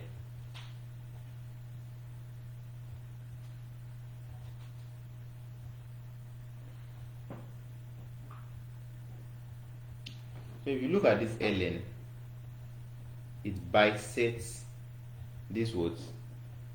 It bisects this angle KNM, right? So it bisects it into two equal half. Do you understand what I'm saying? So it bisects it into two equal half. So it means the angle you have here is the angle you have here. Are you with me? This angle ln, even the question states is that it bisects the angle KLNM. That is, it bisects it equally. That is, the angle you have. You see it here. When I firstly draw the diagram, I draw one diagram like this. I draw one angle like this. I draw another angle. The reason why they put the angle like that in the question is that they want to show us that this place is equal to this place. When I firstly draw when I firstly see the answer, the question, this diagram, you see that there is angle there. And most of the time when you are doing question, look at this side now. There's something like angle here. The reason why they put this, what I'm saying is this. When you firstly see the question, when I gave you the question, you see that I put this line here, I put another line here. What this thing is telling us that this angle here is equal to this angle. Do you understand? So now, as the law of plane geometry I taught you, you can see that this is alternate to this place. Do you get? So this place is 54 degree. And I told you that this place is equal to this place. So this place also will be 54 degree. So it means the entire place here is what? 108 degree. Do you understand? Now, we want to get this theta. And you know that this is like a triangle. Everything here. Look at this. I told you in plane geometry that you learn how to clean a line. So just clean this line. Ignore this line. Ignore it. So what do you see? You have a triangle. So how do you find this angle now? Just use sum of angle in a triangle. So that will be 35 plus 108 plus theta, or let us say angle M is equals to 180. So just say theta is now what? 180 minus 35 minus, so 35 plus this is what? 143. So theta of what? 180 minus that will be 37 degree.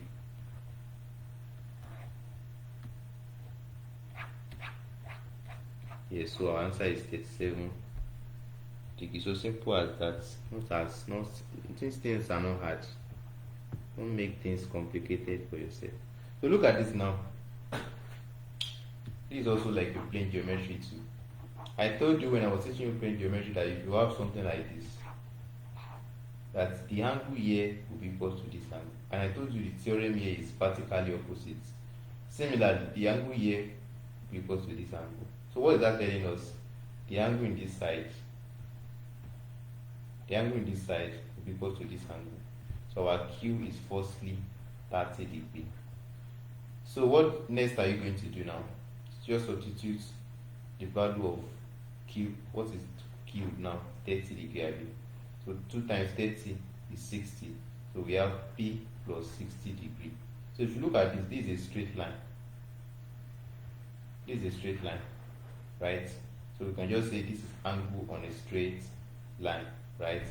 It will now be P plus 60 plus 30 is equals to 180. So what we have now, P plus 90 is equals to 180. So what do we now have now? P will now be equals to 180 minus 90. So P is equals to 90 degrees. So our answer is the 90. So you can see, simple as that. So look at this now.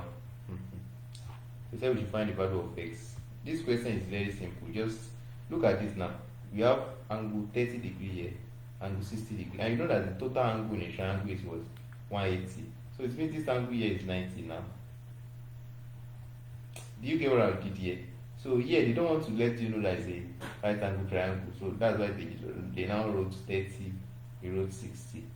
So to make things easy for yourself, you can try to bring the triangle, you redraw it. But me, I don't see any reason why you should redraw it. It's very simple. What's the opposite side? The opposite depends on what you want, the angle you want to use. So let me decide I want to use angle 30 degrees. So angle 30 degrees, if I want to know the opposite will be where my angle face, right? Why adjacent? Oh, hypotenuse will not be the place in which angle 90 degree face. That's my what? Hypotenuse. My opposite, don't forget, my opposite is going to face the angle I want to use. So this is my opposite. So which side is remaining? So this is me adjacent. So this, you can see this is what they ask us to look for. Now, how do I find my adjacent? So which formula connects this adjacent and the opposites? So what is that? Adjacent, opposites. What is that? Adjacent, opposite, adjacent, opposite, adjacent, opposite. That is tan 30 degree.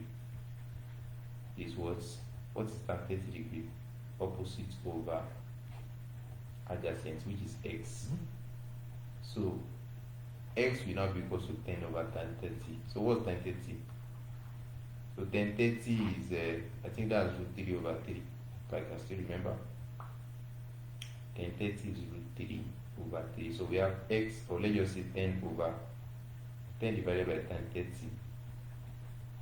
So we now have 10 times 1 over 10 30. Oh, let me not say it like that. So 10 divided by, what's 10 30 like that? So 1 over root 3, right? So we now have 10 times, so this one will go up. We now have root 3. So we now have 10 root 3 centimeters. So this is our answer. So let me confirm my answer.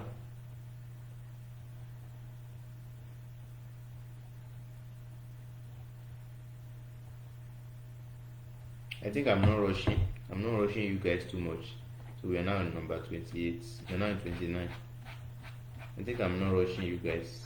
So please, I have to just be fast. They ask us to find perimeter of a sector. How do we find this? So you can try it while we move on. I want to try know those of you that see online, because I know most of you would have gone.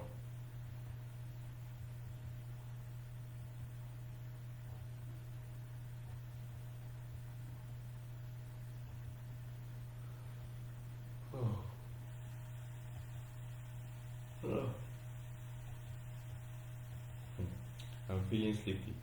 I hope I don't sleep off.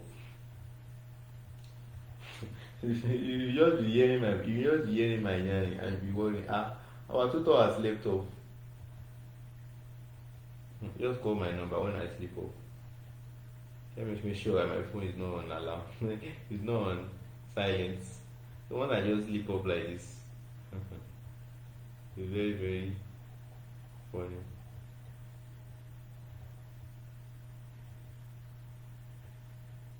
I'm waiting for us to quickly do that. I think there is still an error in the question self. It should be in centimeter or meter. Yeah. So the one question I got is somehow.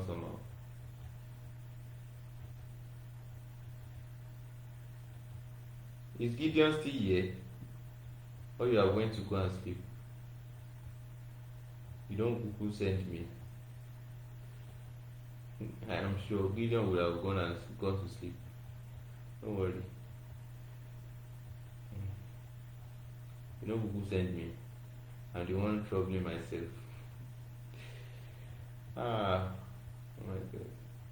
Okay, let's do it regardless whether the question was right or wrong. Let's assume it's in meter or whatever. They said the angle of a sector. Now, what is the sector? Sector is like this. I told you sector is like a part of the circle. So this is sector. They now say the angle of that sector is 120 degrees. They told us the radius is 10.5 centimeter. Right? Now, how do we get perimeter of a sector? Perimeter of a sector would be you will add all the edge. I think you get what I'm saying. You will add all this edge. When you are talking of perimeter, for example, now look at this rectangle. You ask you to find rectangle. Now you find you will add all this length together. That is, if this is 5, this is 5, this is 5, this is 5. You will add everything together. The same thing with this one now. You know, radius is 2, right? So radius will be here. It will also be here. So now I want to now ask you a question. What is this place? As a mathematics student, what is this place? I want you to drop in the comments. This place is the segment. So how do we find this length of the segment? How do we get this segment? Because if we don't get the segment, there's no way we're going to do anything. Oh, sorry, it's not segment, it's arc. Sorry for that error. I mean this inner one. This inner one is the segment, rather. This is the segment.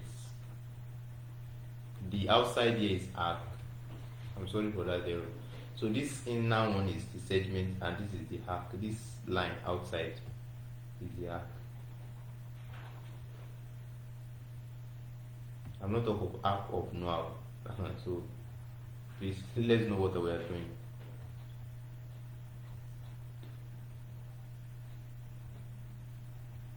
So this is the arc. This line outside is the arc. Now, how do we now get? I told you perimeter is the addition of the edge, right, of this sector.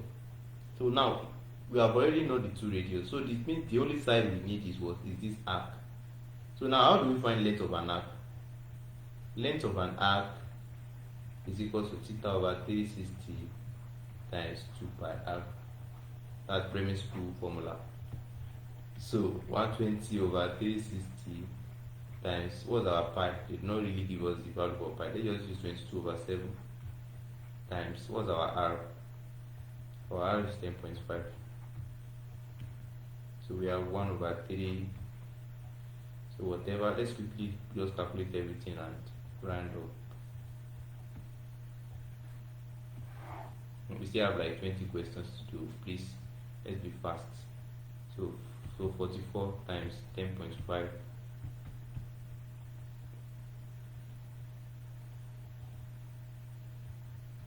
divided by 21. So we have 22 now. So we have 22 centimeters. That's our length of an arc, right? The next thing we want to do is we're putting our length of an arc to be what? 22. Now, what's our so centimeter, right? What's now perimeter of the circle. So I told the perimeter is adding the edge, so it should now be 10.5 plus 10.5 plus 22. So 10.5 plus 10.5, that's 22 plus 22. So that would be 44. But our answer is not there. Is something wrong with the question? Or is it that I made a mistake somewhere?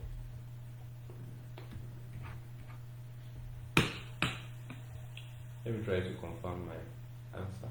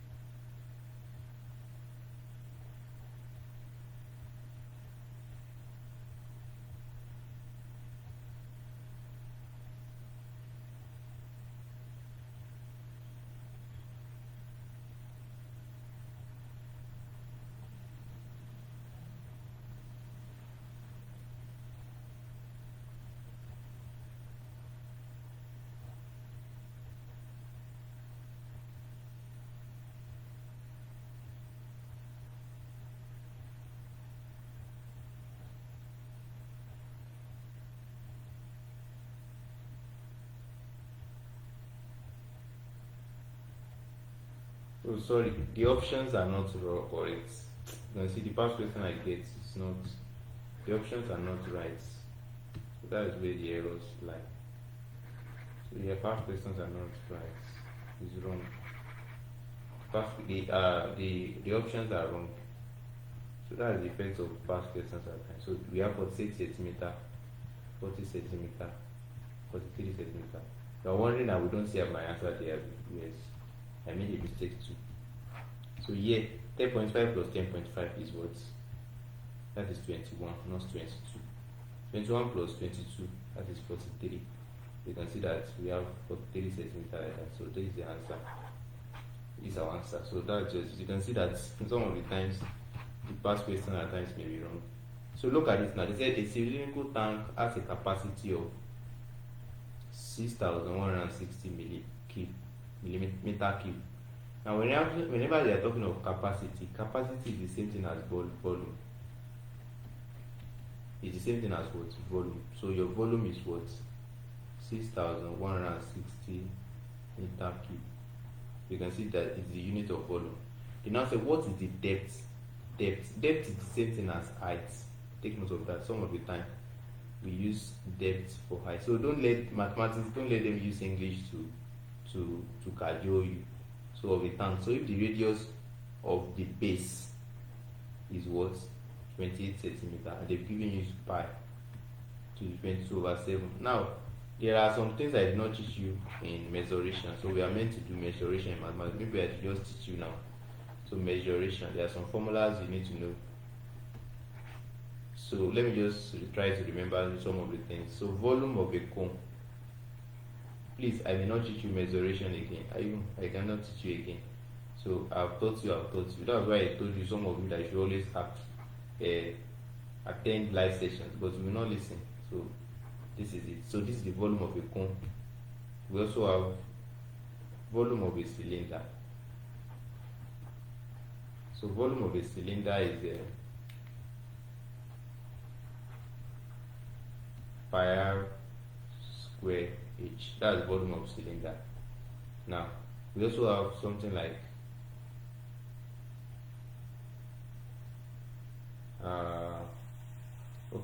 total surface area of a cylinder.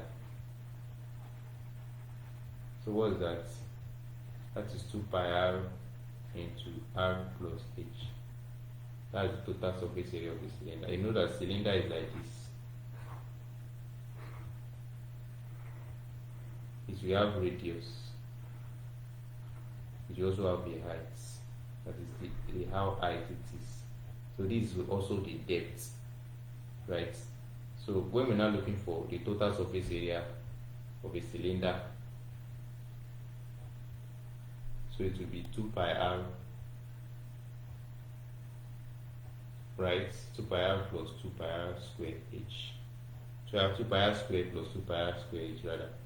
So this is the total surface area of a cylinder. We also have total surface area of a cone.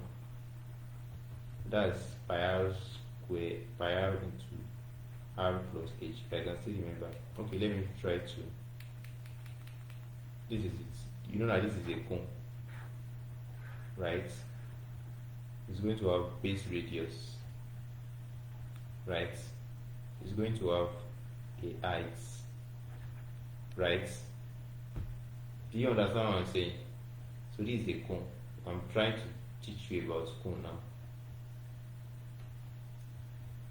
So this is going to now have what we call the slant line, slant height.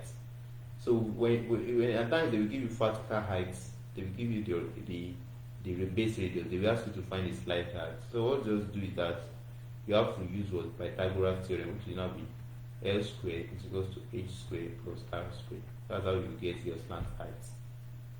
Do you understand? So that's how to get slant height. Now, what's total surface area of a cone?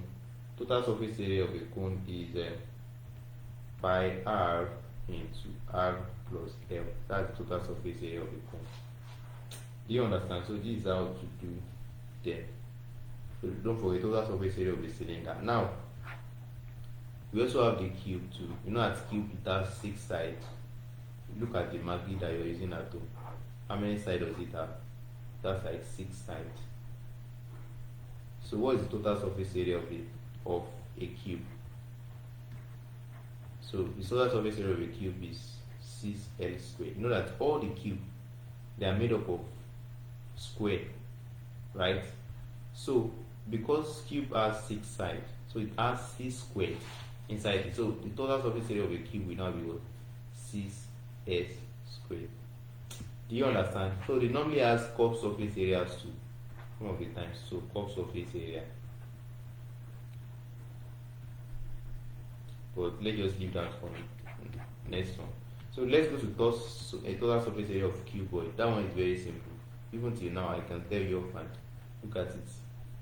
Just simple logic. 2LB. You know that this is cuboid, right? Let me draw it. This is cuboid.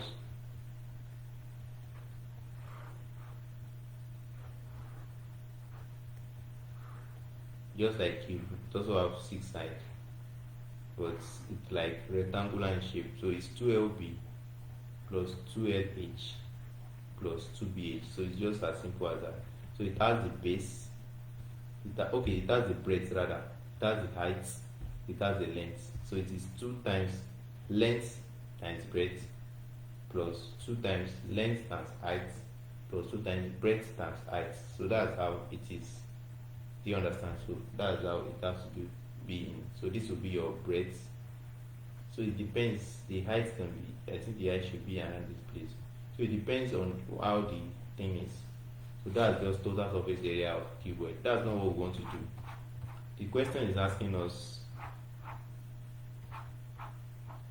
okay, this is what the question is asking us. They said the volume is, the capacity is 6,160 meters cube. They now ask us the height. I told you the volume of cylinder is what? Pi r squared h. They ask us to find the depth, which is the height. So our height is what? V over pi r squared. So what's our V now? Our V is 6,060 meter cube over, what's our pi? 22 over 7. And what's our R? So our R is 28. So that's 28 squared. So that's 28 times 28. So 7 here. So we have 4. We have 6,160 over 22 times 4 times 28. So let me quickly, I don't want to waste time again on solving with hands. Sorry. Oh God. So we have 6160 22 times 4 times 28. So we have 5 over 2. That's our answer.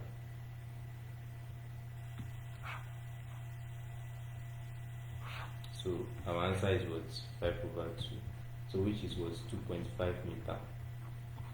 So that's our final answer. Sorry. So our answer is option D. So let's go to number 3. They said the locus of a dog. The locus.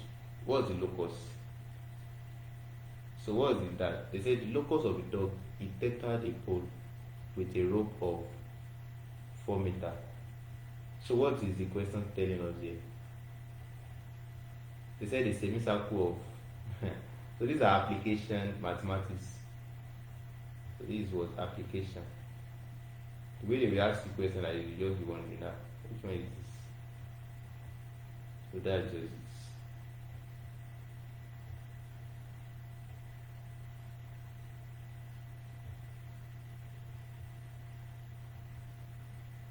So that's why you have to solve a lot of questions. Because when you see some answer, I didn't want this those time.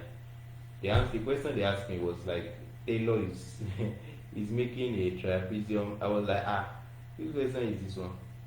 I have to skip it and do other questions as I know. You know that there's option. It's not a must to answer all. So because I was prepared for other one. So I think I had not prepared in art.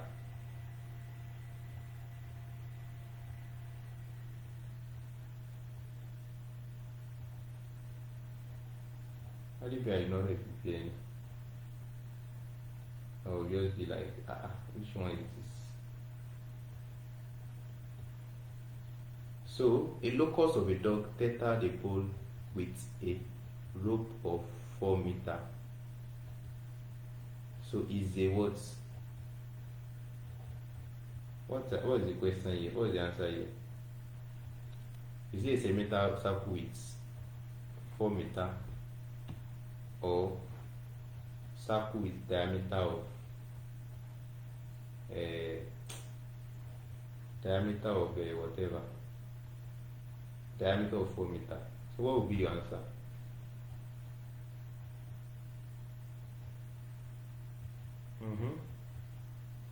What's the answer? So assuming this is the pole and the dog, it tethered the rope of 4 meters. So it means the rope is what? 4 meters. So what is the implication of that? What's the implication of that? What is the implication? I'm waiting for you.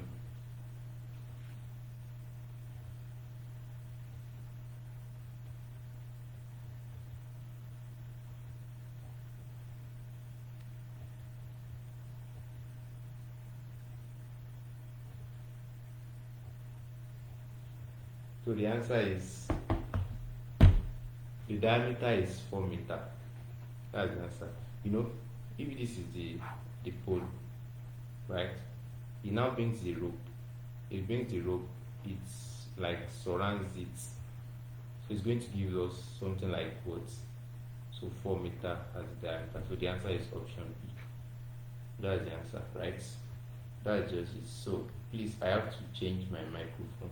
My microphone is a little bit dead. It's almost dead. I have to change it. I pray that the connection, we don't lose the connection, but I need to change it now. Because when you want to change connection at times, it may get lost. So just pray that we don't lose the connection.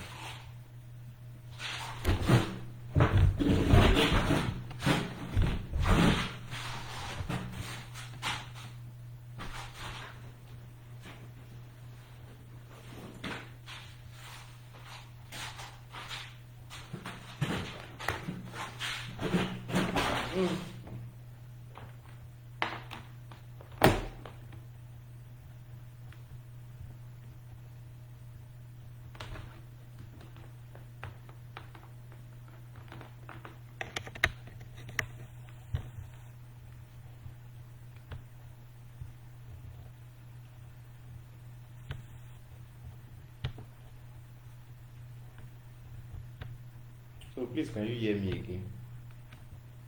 So please, you cannot hear me. It means we have lost the connection. Can you hear me now?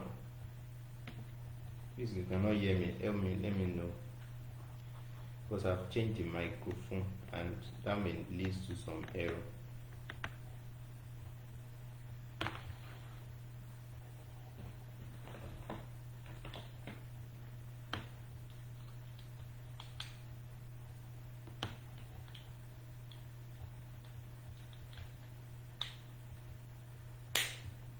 Can you hear me, please?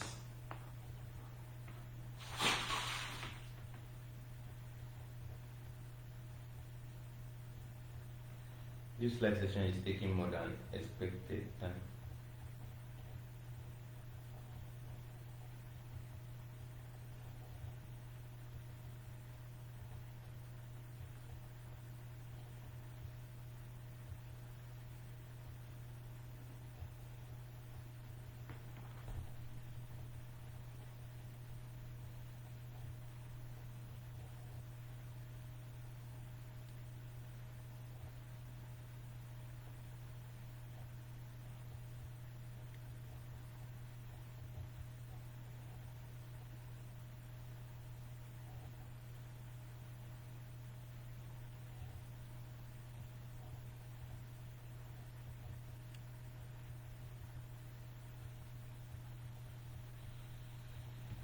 Can you still hear me?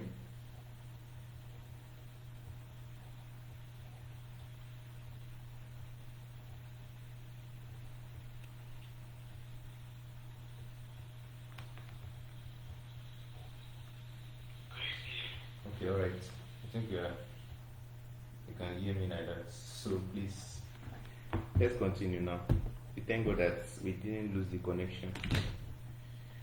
So I'm trying to look for my pen now. Oh my God, where did I put this pen? Okay. So let's continue. I need to rush. We need to rush. The time has gone.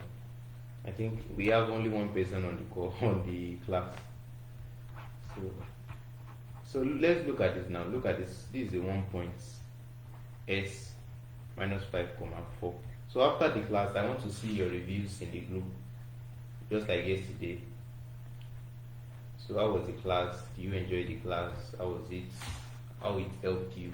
The area of the place you understand how it was. So now I told you when I was teaching you line, I think I dropped a video for you last week or something. So look at this now. They said find the midpoint of s in 5, 4 and minus 3, 2. So this will be your x1, this will be your y1, this will be your x2, and this will be your y2. And I told you whenever you want to find the midpoint, if this is your midpoint will be x1 plus s2 over 2, y1 plus y2 over 2. That will be your midpoint. So our midpoint will now be, what's our x1? That's minus 5 plus what's our s2? So that will be minus 3, right? So plus minus 3, so that's minus 3 over 2. So what's our y1? That's 4 plus 2. So plus that will be minus 2 over 2. So what do we now have now? Minus 5 minus 3. So that's minus 8 divided by 2.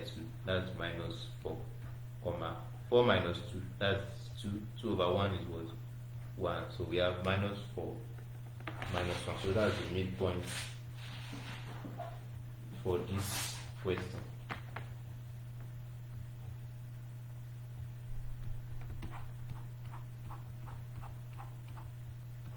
Minus 4, so 1. So that's our option B. So the next one is the gradient of a line joining s, 4 is 1 over 2. S, 4 and 1, 2 is 1 over 2. I told you when I was teaching you gradient that the formula for gradient is y2 minus y1 over s2 minus x1. If you look at this question now, your x1 is x, your y1 is 4, your x2 is 1, and your y2 is 2, right? Now they say your gradient is 1 over 2, so that's your m. So let's find the value of x now. So what's our m? That's our gradient, that's 1 over 2. What's our y2? That is 2. What's our y1? That is 4. So what's our s2? That is 1. What's our x1? That's x. So we now have 1 minus x is equals to, so this one will be 2 minus 4, that's minus 2 times 2, that's minus 4. So we now bring this to this side, bring this to this side. So we have 5 is equals to x. So what's the answer now? So our x is equals to 5. So our answer is option B. We move to the next question. They said in this question, they asked us to find the equation of the line. They said the first point is on the y-axis. They said one is 0, 5 and one is 5, 5, 0. Now ask us to find the equation of the line. Let me try to check the way they want the questions to look like. Okay. So looking at this question, let's say our x1 is this, our y1 is this, our x2 is this, our y2 is this. So I told you for you to find the equation of line, just say your y is equals to, your m is equals to y2 minus y1 over x2 minus x1 is equals to y minus y1 over x minus x1. And I told you it's not compulsory to look for the gradients, just input the parameter. What's your y2? Your y2 is 0. What's your y1? That is 5. What's your x2? That is 5. What's your x1? That is 0. So we still have y minus, what's our y1? 5. What's our x1? That is 0. So just continue. So we have minus 5 over 5 is equals to y minus 5 over x. So cross multiply. We have minus 5x is equals to 5y minus 5, 25 right rather. Divide both sides by 5. So we have minus x is equals to y minus 5. Do you understand now? So the next thing we are doing is bring this, okay, how does the question want our answer to be? So you have to look at the question and see they want the x, the y to be on alone. So they want the y to be alone. So it means you bring this to this side. We have minus x plus 5 is equals to y. So our y will be what? Minus x plus 5.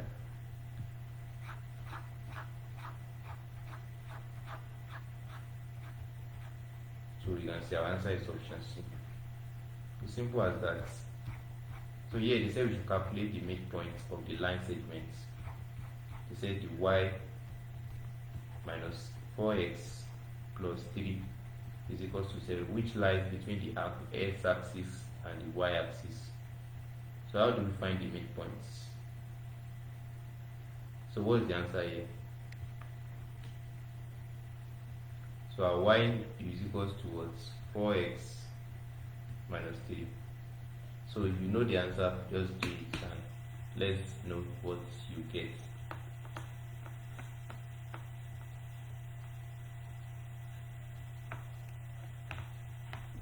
So I'm waiting for your answer. I'm waiting for your answer.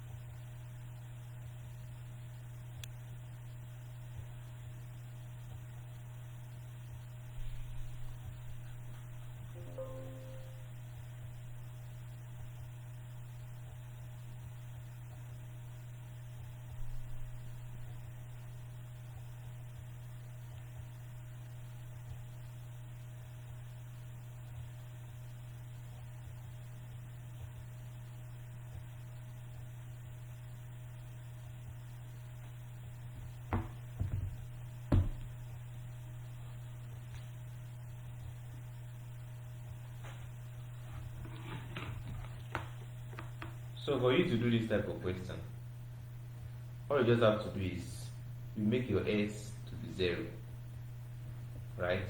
So it will now be 4 into 4 times 0 minus 3. So what's your y? So y is now equals to what? Oh, sorry. What we are going to be firstly doing is you are going to say your y is 0. Yes, I've said that. After that, you now look for x. So that's what we want to do. So your y is 0, right? So it will now be 0 into minus 4x plus 3 is equal to 0. Bring this to this side. Minus 4x is equal to minus 3. So our x is minus 3 over minus 4. What do we have? 3 over 4.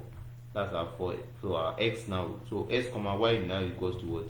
Don't forget, I set my y to be 0 in the beginning. So what do I get now? So what's my x now? 3 over 4 comma 0. So that's my first point. Do you get what I'm doing now? So I said y should be 0 in the first one. Now the second one now, x will not be 0. Do you get what I'm doing now? So your x will not be what? 0. So we now have y minus 4 times 0. This is what I'm using. Plus 3 is equals to 0, right? So we now be y minus 0 plus 3 is equals to 0. So y will now be equals to, bring this to this side, minus 3, right? So it means at the point when x is equal to 0, so our x comma y will now be equals to what? 0 comma minus 3. So you can see these are our first points. These are our second points. So we have been able to get x1 and our y1. And I'll be able to get our s2 and our y2. So because of that, we know that I already told you that midpoint is what? X1 over x2 or plus x2 is equals to, so just apply this and you get your answer. I think by now you should be able to do it. What's my x1? 3 over 4 plus, what's my s2? 0. So comma, what's my y1? 0. So just do it like that. So we have 3 over 4, so that would be 8, 3 over 8 like that, comma, minus 3 over 2. 3 over 8 minus 3 over 2, so our answer is option B. So let's go to the next question. You can see they still ask the same thing again, the same topic again. So you can see this thing is kind of, you have to know it. You have to know it. No any, there is no any shortcut for it. You have to what? You have to know it.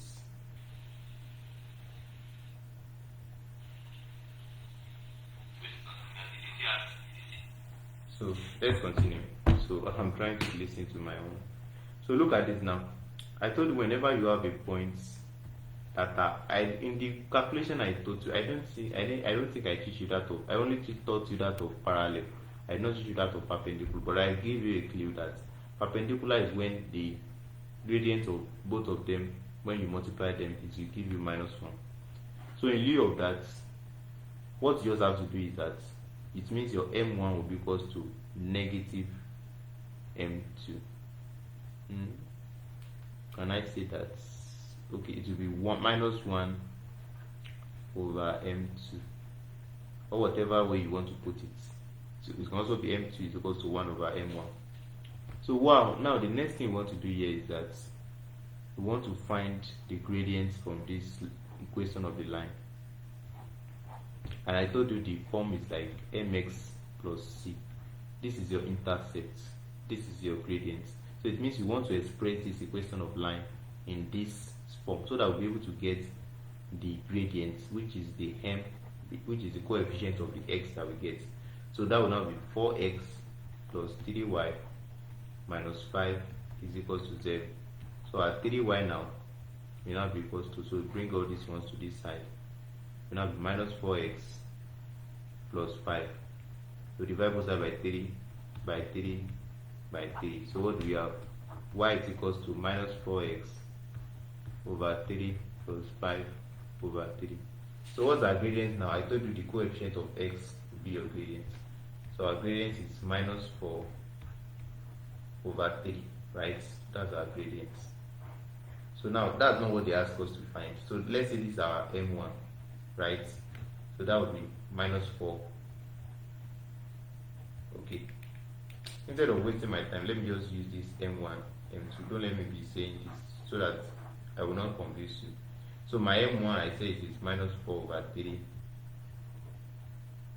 times m2, which is equal to what? Minus 1.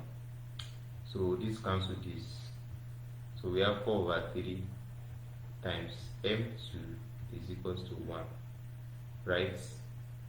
So what's my m2 now? So m2 will now be,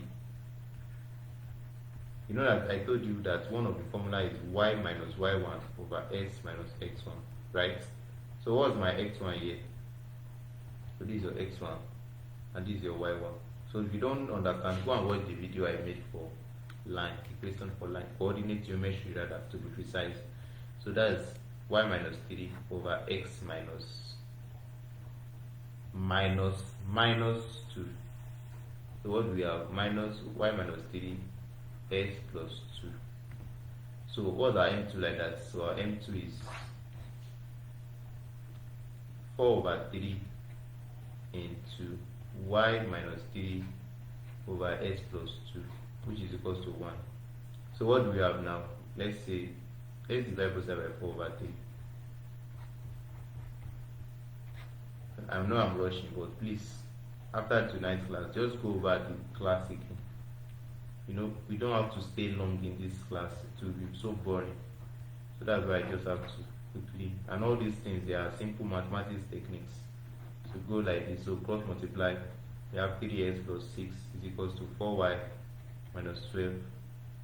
So what do we want to look for? Equation of the line. So that's our main goal. So bring all the sides. So we have 3x minus 4y plus 6. So when you bring this to this one, it will become plus. That would be plus 18 equal to 0. So we have 3x minus 4y plus 18. So our answer is option B. You can see that all these things are not hard. Just take note of them. So look at this now. Number 37. It's also a simple question. They say sin theta is what? 12 over 13. And they ask us to find cos theta. Now the first thing you want to ask yourself is, what is sin theta? Sin theta is opposite over hypotenuse, right? So it means either you have a triangle like this, right angle triangle, and you have this as your theta, right? What's the opposite now? This will be your opposite. So your opposite is 12. They now say your hypotenuse is what? 13. They now say you should find cos theta. So cos theta, you know, cos theta has to do with adjacent and over hypotenuse. And you don't know your adjacent. So how will you get your adjacent? So it means you have to use what? Pythagoras theorem. So what does Pythagoras theorem tell us? Tell us square root of the hypotenuse is equal to square of adjacent, square of opposite and adjacent. So we just see. We have 169. Square of 13 is 169. 144 plus adjacent square is this one. We have 169 minus 144 is equals to adjacent square. So what is that? 25 is equals to adjacent square. So adjacent square now will be square root of adjacent square will now be square root of 25. That is 5. So our thing here is what? 5. So what else do you want to know? So we want to get the cos theta. So cos theta will now be equals to, you know, cos theta is adjacent over hypotenuse. So that will be 5 over 13. So what's the question asking us? They say, you can see they go and put 5 over 13 the option. Some of you will quickly go and pick that. That's wrong. They ask you 1 plus cos theta. Please, that's why you should not be under pressure when solving.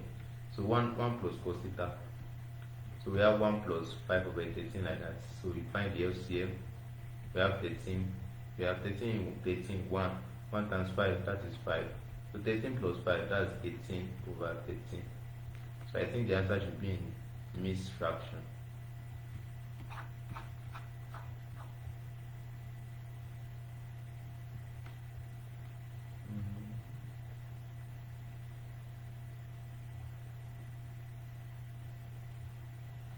Is there no error in this question?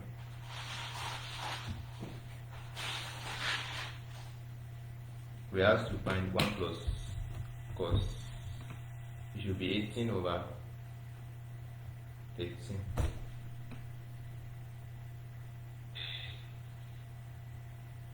Should be 18 over 13.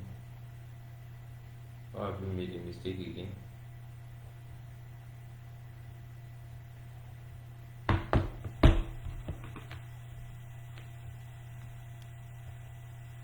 So you can see it's already there. So 18 over 13. I was like, now look at this now. We are supposed to differentiate. So differentiation, this is differentiation. So differentiation, we have power rule, we have product rule, we have quotient rule, all those rules like that. So I'm going to teach you one of the rules here because it's already there. There's no way I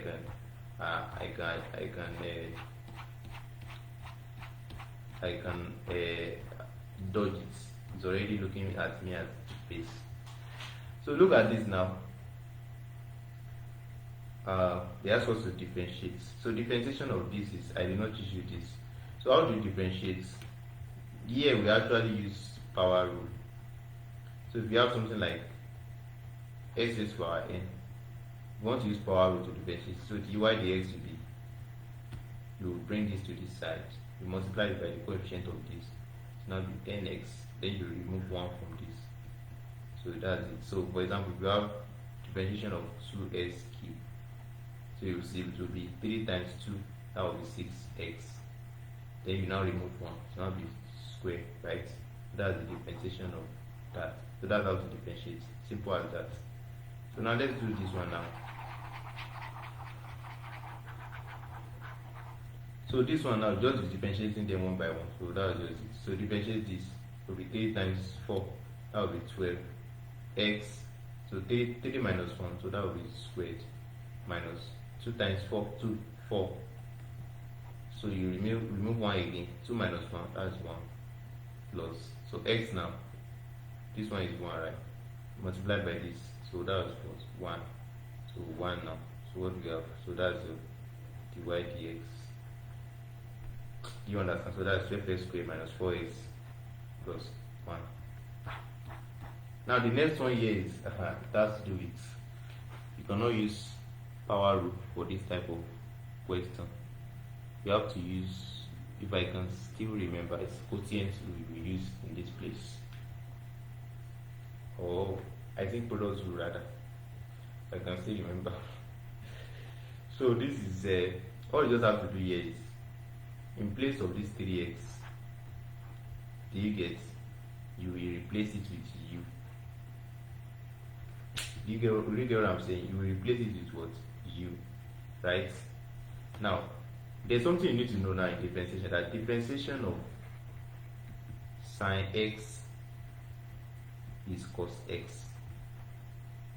Differentiation of cos x is minus sine x. Do you understand? Differentiation of, please, all these things, know them up and before going for Jamb. Differentiation of tan x is sec square x. Do you get the logic now? So please know all these things before you go for Jamb. Now they now say we have y is equal to cos u. Now you now find dy du, that is, you will differentiate cos u. So and what did I say is differentiation of cos x is what? Minus sine x, so it will be minus sine u. Do you get the logic now? Now what did I use for u? I said u is what? 3x, so u is equal to 3x, right? Do you understand what I'm doing? So u is equal to 3x, right? Now what's the differentiation of u now? So differentiation of u will now be du dx. So you now use normal power rule. You can see that this is the power here is 1, 1 times 3. That's what? 3, so x, 1 minus 1, so that will be 0, so x is power 0, that's 1. So that one is gone. Now the next one we now want to do is, we want to now find dy dx now. That's what we want to do. So dy dx is now be dy du times du dx. So what's my dy du? Dy du is what? Minus sine u What's my du dx? That is 3. So what's my u? I said u should be what? 3x, abi? So now input it inside. So now with minus sign 3x times 3. So what do we get now? We now have a minus 3 sine 3x. Can you see that this thing is not hard like this? So minus 3x sine 3x. So that's the answer. Minus 3 sine 3x. Do you understand? Or has it become, are you confused? So let's go to the next question as fast as possible. We are getting too late in this class. So this is a question. They ask us to find minimum value of y is equals to x squared minus 2x minus 3. That's what they ask us to find. So the first thing we're going to do is we're going to differentiate this. So you just differentiate using your power rule. So we have 2x minus 2. So differentiation of constant is what? 0. Do you understand? So we are done with that. So we have gotten this to be 2x minus 2y. So that's the first thing we want to do. They ask us to find the minimum value of y, not maximum value. Right? Now, the next thing we want to do is this dy dx, we will equate it to be 0. Right? It should now be 2x minus 2 will now be equals to 0. Right? So bring this to this side. So we have 2x is equals to 2. Divide both sides by 2. So what's your x now? Your x is 1. Now, the minimum value of y will be gotten when x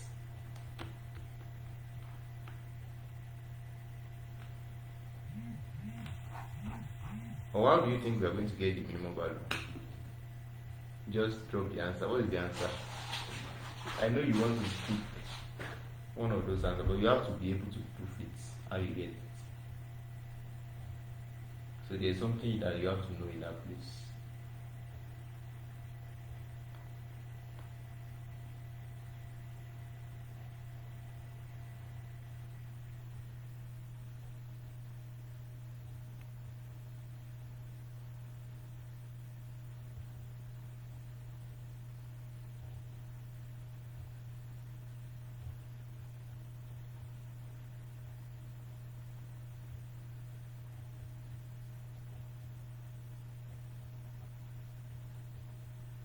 Let me try to check my system percentage. Oh, 50%. We have to be very fast. So try it.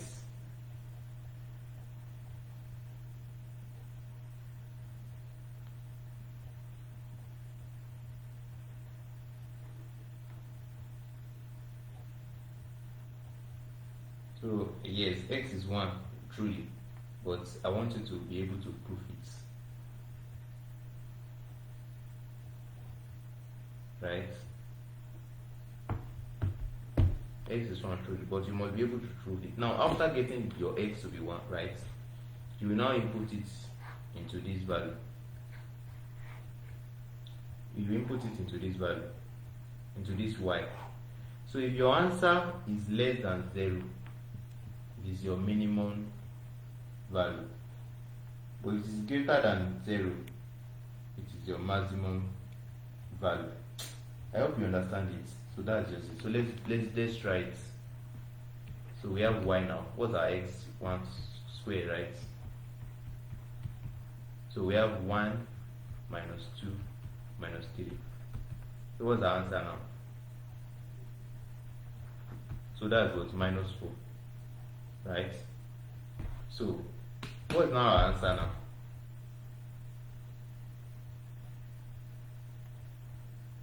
So what's our minimum value of y? So the minimum value is minus 4. But the answer that we used to get the 4 is 1. We use 1 to get the minus 4. But the minimum value for y is what? Minus 4. That's something that you get the answer you get is less than 0. So our answer is what? -4, not 1. So sorry for that error. So the answer is -4, not 1. So let's do this as fast as possible. We have sine 2x dx. So let me check whether you guys are still on the course, on the class.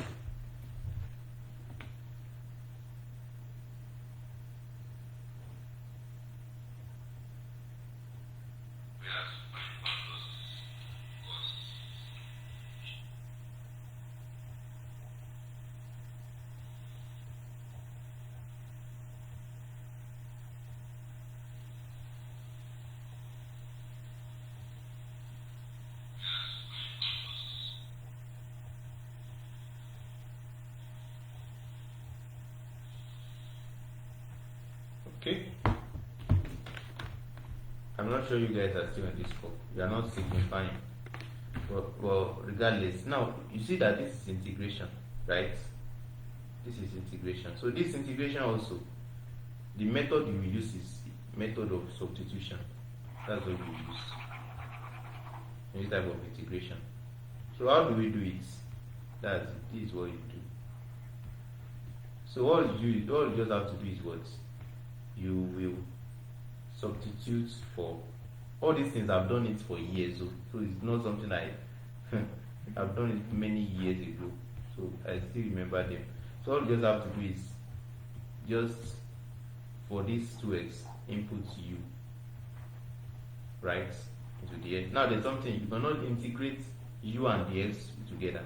Before you can integrate u, you must have something like the u here, right? So it means u and dx, they are not from the same tribe. It's like u is Yoruba and dx is Hausa or Igbo, so they are not the same thing.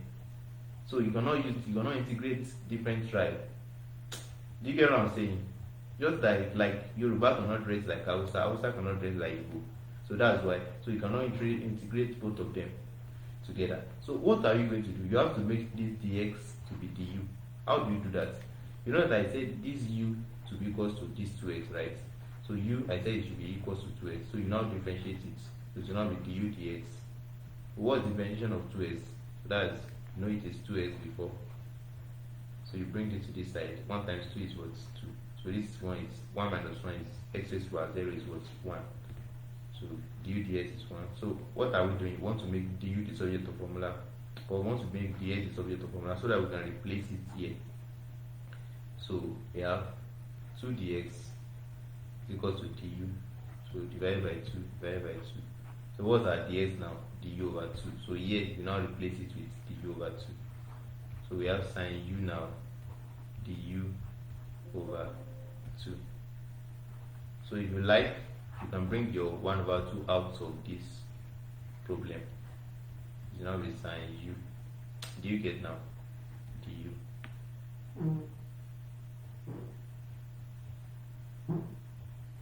So now how do you integrate? What is the integration of sine? I told you, when you integrate sine, when you differentiate sine, you get cos x. When you integrate cos, when you differentiate cos x, you get minus sine x. Now, you now want to integrate sine. What are you going to get when you integrate sine? So it does just be opposites. Do you understand? So this one will be minus cos u. So we now have plus c. This du will become constant. It will become plus c. Don't forget we have 1 over 2 outside the box. So now this u that you make to be 2x, you now input it back. It will now be, so let's bring this minus out of this. So we now say minus 1 over 2 into cos 2x plus c. That's just the answer. So let's go and check the answer and confirm it. So you can see it now. So minus 1 over 2 cos 2x. So this is our answer. So k is the same thing as c. Constant is constant.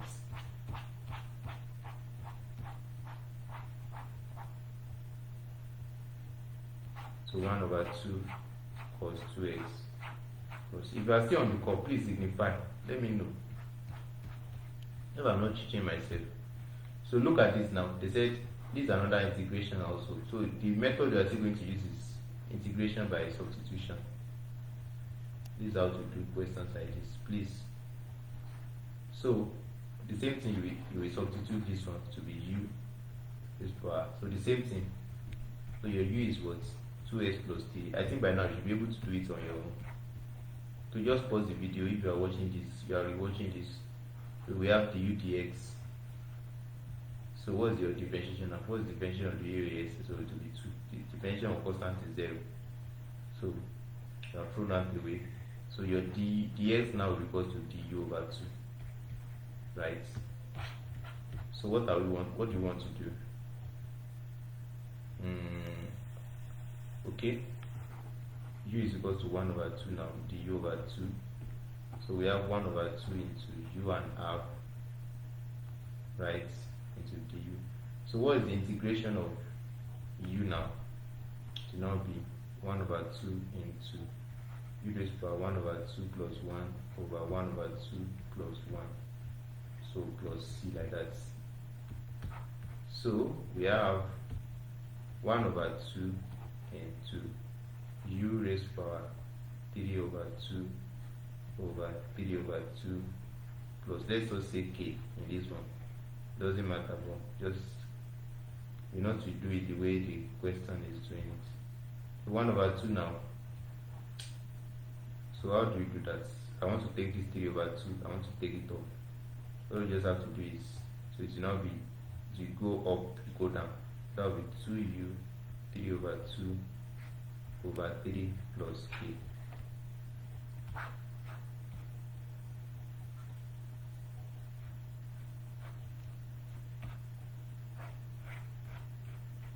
So I'm trying to check whether I've not been doing rubbish. Alright, okay. So we look at it now. So 2 cancel 2. So we have 1 over 3. You can bring this 3 outside. So it will now be 1 over 3 u 3 over 2 plus k. So what's my u in the beginning of the question? So it is 2x plus 3. So raised power of 3 over 2 plus k. So that's just the answer.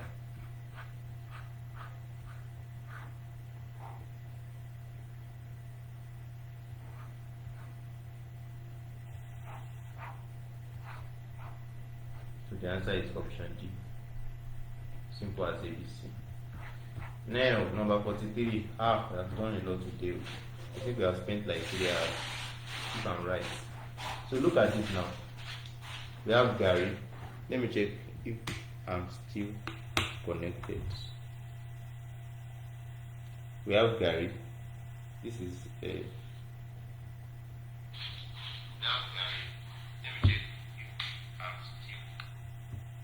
So please, we need to run very fast. We have question here. They said the pie chart shows the monthly distribution of a man's salary on food items. They said if he spent 8,000 naira on rice, how much did he spend on yam? Now look at this. This is a circle, and they've already, you know that the sum of angle in a circle is at the point is 360 degree, and they have given you the angle for Gary to be 70 degree, the angle for rice to be 80 degree, the angle for this pie chart. So it's something you need to know in pie chart. Please, I will not teach you this in pie chart again. So I'm teaching you already. So this is 70 degree, this is 80 degree, this is 50 degree.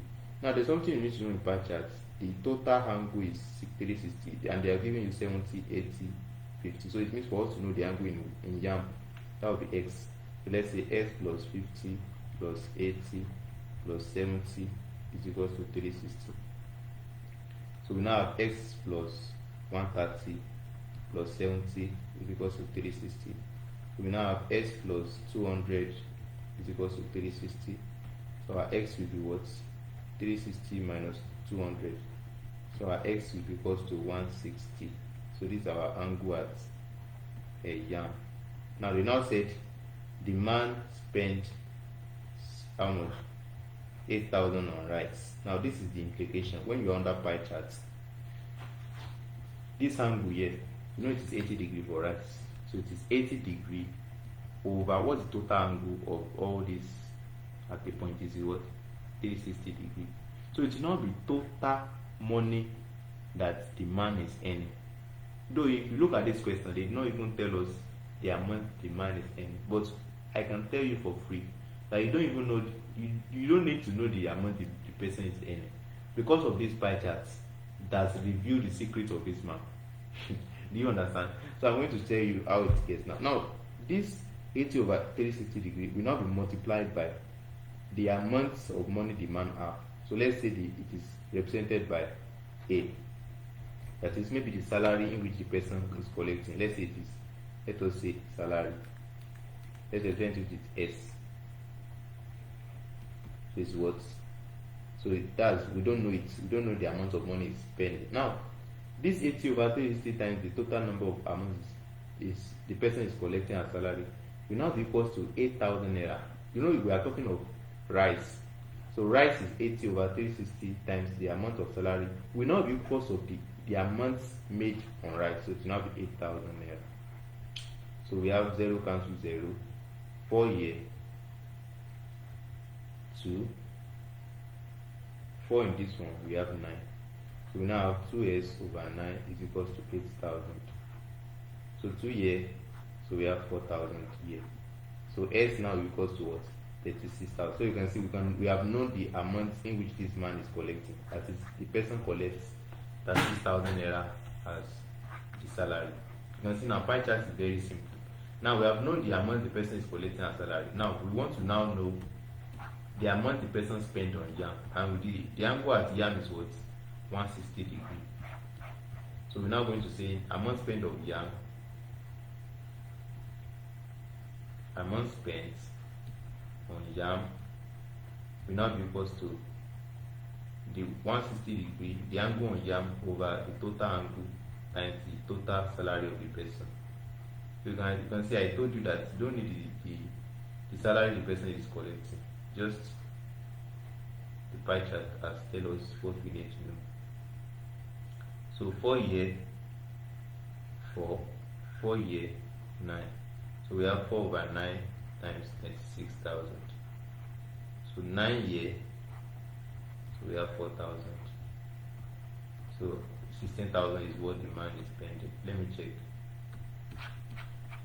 So you can see life and direct. So it's not hard. Just get the thing right. The next one is they ask us to find the mean. So I all these things in please. I even like the fact that all the questions that I'm solving last, all of them they are questions that they are topics that I will use these topics to teach you. So please see how to do them. Look at it now. It asks us to find the mean. So mean, all you just have to do in mean is add everything together and divide it by the total number of data you have. So let's add them together. I think there's an error in this question. 2 minus 4 as well. For these people, I think it should be 2 minus 40. Let me try it.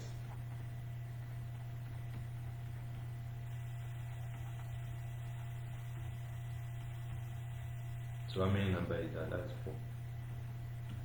So what do we have now? 2 plus 4, 6, 9, 8. So minus 40. Okay, t. So t. Okay, minus 60. So 40, 5t, 60. That's it. Plus 40 over 4. I think there is an error in somewhere, someplace. Let me check the question.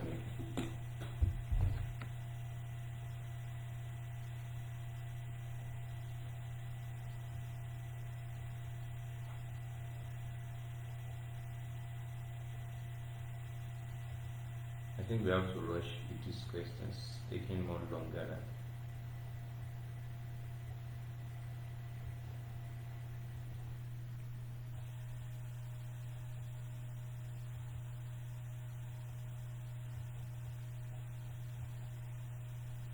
Okay, I need to get my power bank.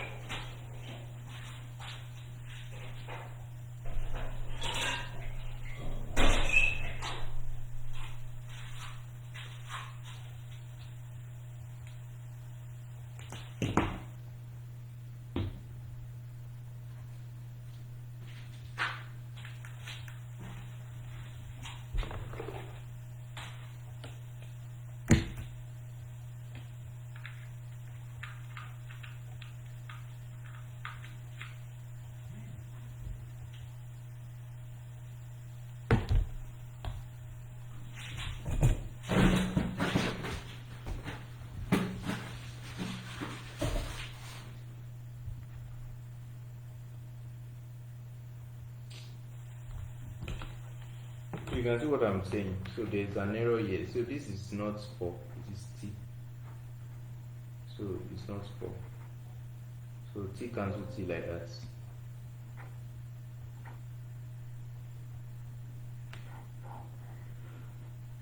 So 2 plus 4, that is 6, 9. So we have 8.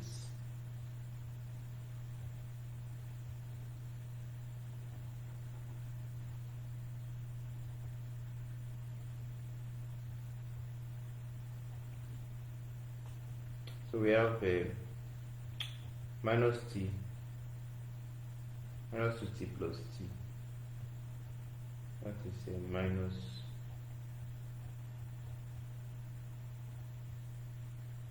minus T over 4. There's something missing here.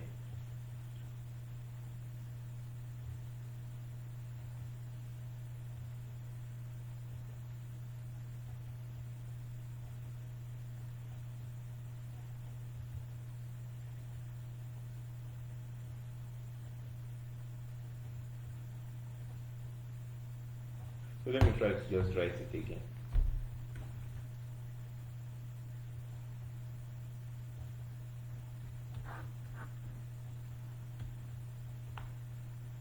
We have 2 minus T plus 4 plus T plus 3 minus 2T plus T minus 1.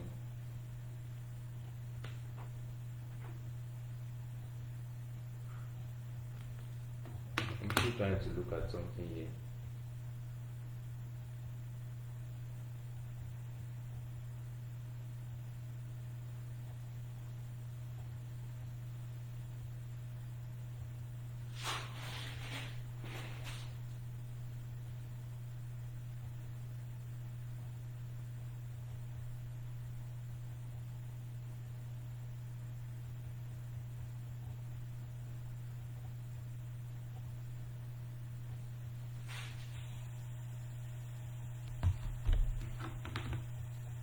Okay, hold on. I think I have to just add them together. 2 minus t plus 4 plus t plus 3 minus 2t plus t minus 1. Look at it. So minus t, okay, minus 3t, then we have plus t.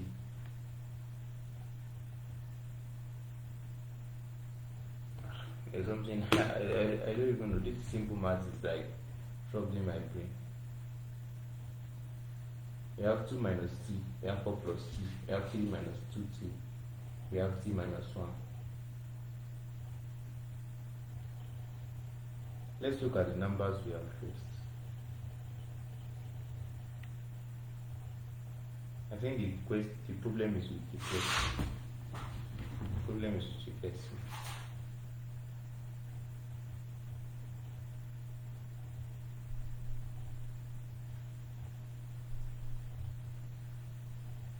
So the question is wrong actually. The question is wrong. That's what we are just trying to just patch it up. The question is wrong. But if the question is to be right, we should be getting something like minus 3t plus 3t. So it will now cancel each other. At the end of the day, we will now be getting 2. So the answer was the get actually was 2. So, but if you keep doing it like this, you just be saying that you don't even get the answer. So it's not right. So they said we should find the mode here. How do you find the mode here? So mode is the one that has the highest frequency. Look at all the numbers. Which of them has the highest frequency? Is it 0? Is it 1? Is it 2? Is it 3? Is it 4? So whenever you want to find mode in a particular set of data, it's the one with highest frequency. So that will be your mode. So your answer is 4. So now we want to find media.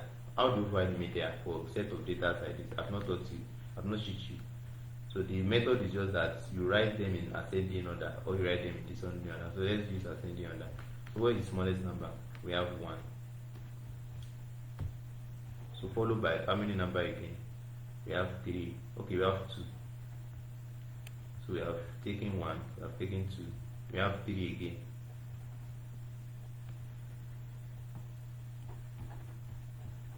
So what else again? We have 4.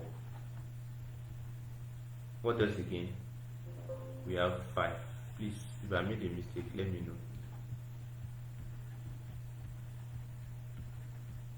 What else again? We have 6. So we have 4, 5. Oh, shit. We have 6 again. 6, 6, 6. Where is 6? So 6. We have again. We have 7. We have 7. We have 8. We have 9, and we have 10. We have 8. We have 9. We have 10.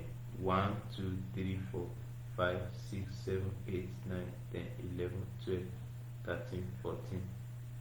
1, 2, 3, 4, 5, 6, 7, 8, 9, 10, 11, 12, 13, 14. 15. We have omitted something.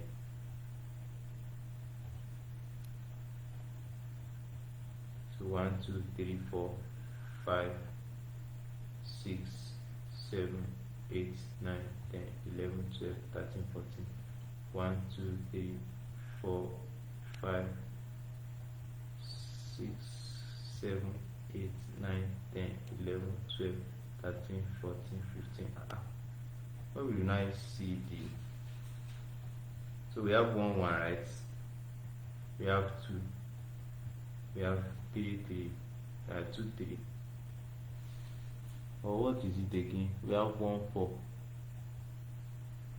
We have 5. How many 5? We have 5. We have 4. We have 6. 1, 6. We have 7. We have 8. We have, oh sorry, we have another 9 here. So it is 2, 9 that we have. So now we want to now find, it is 15. So we now want to find the median. So median will now be 1, 2, 3, 4, 5, 6, 7. We divide it. 1, 2, 3, 4, 5, 6, 7. What falls to the middle? That's 5. So our answer is 5. That's our median. That's how to find median. So I've taught you median like that. So simple as that. This next thing is how to find standard deviation. They give you a set of data, that's how to find standard deviation. There's something you need to know about standard deviation. Standard deviation is the square root of variance. That's standard deviation. So how do you know variance? So variance is different from mean deviation. You need to take note of that. So variance is just square of all this. So let's try and do that. So the first thing is that we want to find our mean, because this bar x it actually means mean. So let's find the mean. Mean is 5 plus 4 plus 3 plus 2 plus 1. So 5 plus 4 plus 3 plus 2 plus 1 over 5. We have 9 plus 3, that's 12. 14, 1, that is 3. So that's our mean, right? So the next thing we want to be doing is x minus s bar. So all these ones are x. So you know you are doing ESM, so you must be time conscious. So x minus s bar, what is that? 3. So now 5 minus 3 is what? 2. The next one is 4 minus 3 is what? 1. 3 minus 3, 0. 2 minus 3, minus 1. 1 minus 3, minus 2. So you just square it like that. So square it. So 4, 1, 0, 1, 2. No, 4. So you now add everything together. That's what makes the summation this. So now 4 plus 1, that is 5. Plus 0, that is 5 again. 6. So we have 10. Now how many numbers do you have? That will be your n now. So we have, so you can see this one will be your summation x bar. So that's your summation. So that is what? 10 over how many numbers is it? 5. So we have 2. So that's our variance. Do you understand? So that's how it gets. So we have gotten our variance. Now I told you standard deviation is the square root of variance. So the answer is square root of 2. So the answer is option B. So you can see it's very simple thing. And so the students will now come and be telling me that it's very hard. What is that again? I pray that will not be your portion. You not say that in Jesus' name. So we're almost done. Glory be to God. We have 3 more questions to solve. Now the next one here is my system is 31%. It's still good.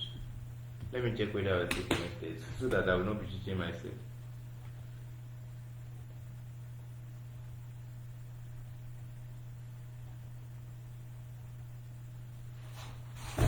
So 3 more questions.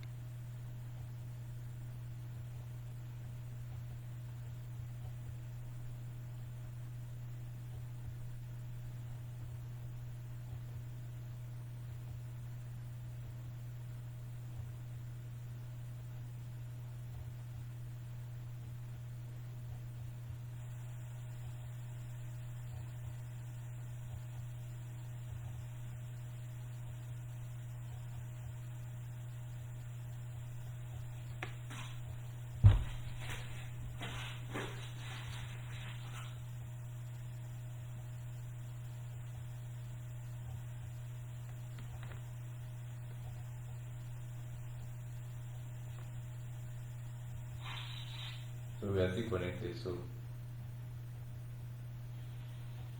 you guys are not commenting. I think most of you are going to sleep. You have leave your teacher. Teacher, you're teaching yourself. Don't worry. So don't worry. Don't worry. So in how many ways so this one is selection. So whenever you see them hear the words, there's something you need to know in permutation and combination. I may not teach you because the time is when take us. So permutation and combination. I'll just give you some tips for it. Whenever you hear the word selection, it is combination.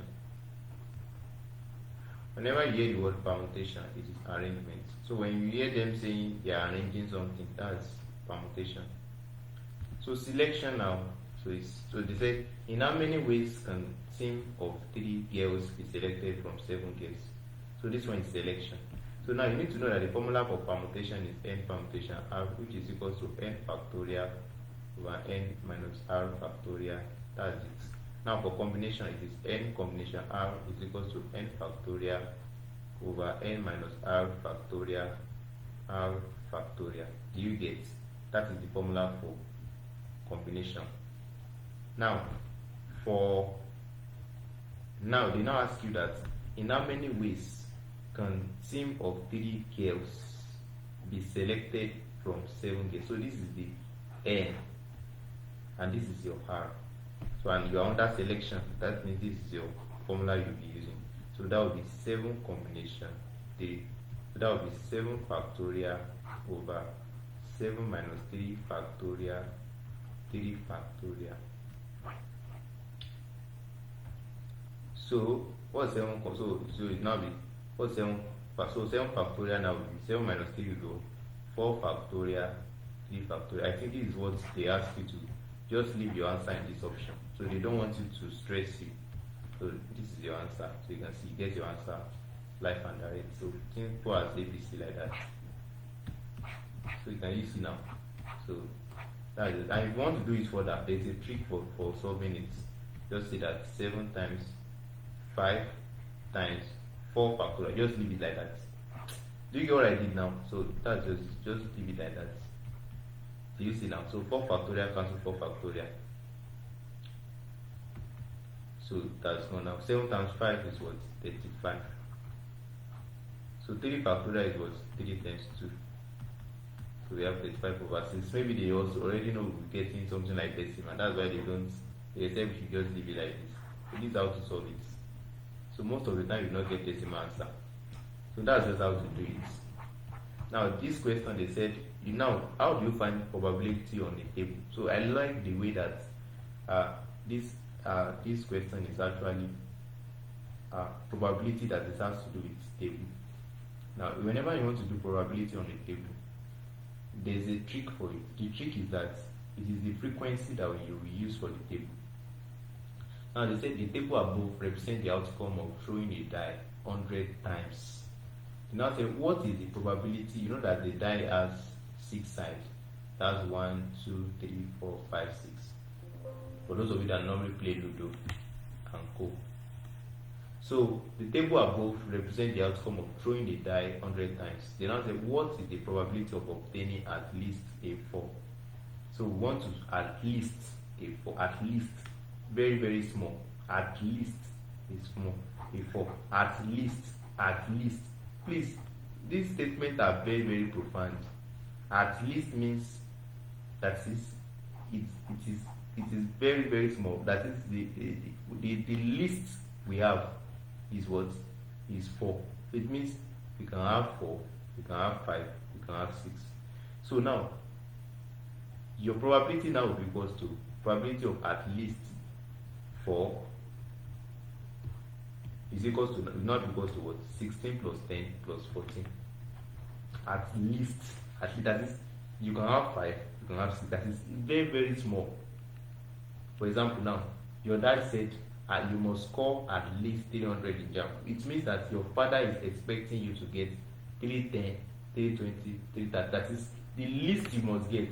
If you get less than 300, your father will disown you. That's what the father is saying. I'm just using that one as an example. Do you understand? So at least, it means your father's expectation is that you get lowest, even if you are very dull.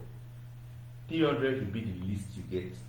Do you get logic now? So it means your father is expecting 310, 320, 330, 340, 301. So anything that's greater than 300 or exactly 300. So it means it can be 16, it can be 4, it can be 5, it can be 6. Do you get?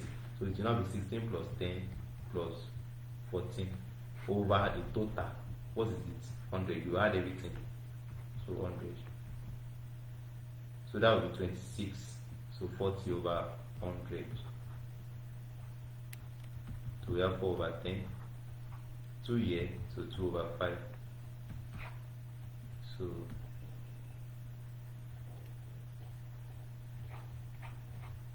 you can see 2 over 5 is already 3. You can see that this thing is not.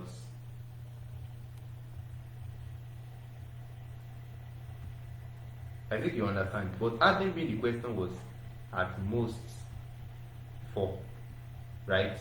All you just do is that we say 18 plus 22 plus 20 plus 16. Do you get what I'm saying? That is the highest you get. Do you get the logic like that? So at most 4, we just do 18 plus 22 plus 20 plus 16. So that's just it. Do you understand now? So that's just the logic. Now the one here, they say a number is chosen at random from 10 to 30, inclusive. So exclusive is different from. Now what they are saying now is that, let's say all those numbers, let me write everything for you to understand very well. 10, 11, 12. I mean, they say exclusive, you will not write 10. So I will take the time to so this is the last question for today.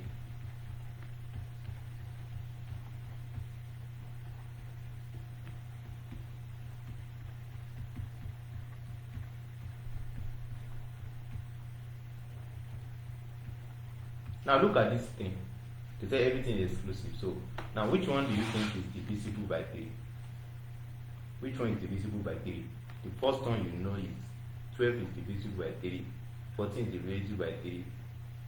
13 is 15 rather.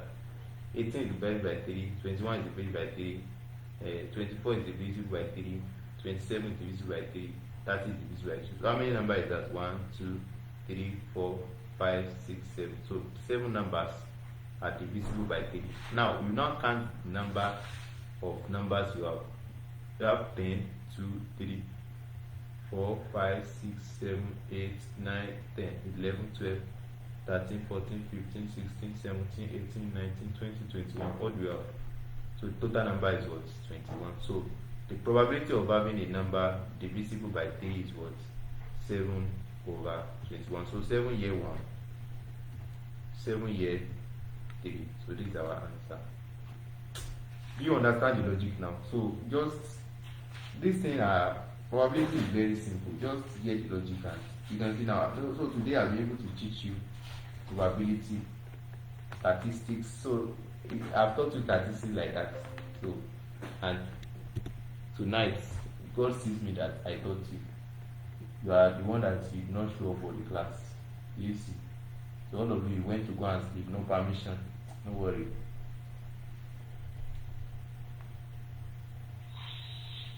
So now my teacher that is not doing UTME. I will be sleeping by 2. Why you that you want to go and sit and do the exam? You are sleeping 10, 12. UTME. God is you. Don't worry, sir. I pray God will help you. God will help you to be serious. So this is 2 o'clock dots. So this is 2 o'clock dots. This is I think we use like 3 hours, 20 minutes. So that's that for tonight. Let me just confirm some of the questions we did and check whether we are correct. So I think we are right in almost all of the questions. So thank you for joining tonight's live class. I think Kelvin was able to stay to the end. Or you don't run away. Okay, Sunday. It was Sunday that now come. Kelvin has left the class rather. So I pray God will help you, Lord. So thank you for the class. Thank you for your patience. God bless you. Amen. So you are free to leave the class now. Thank you. Bye.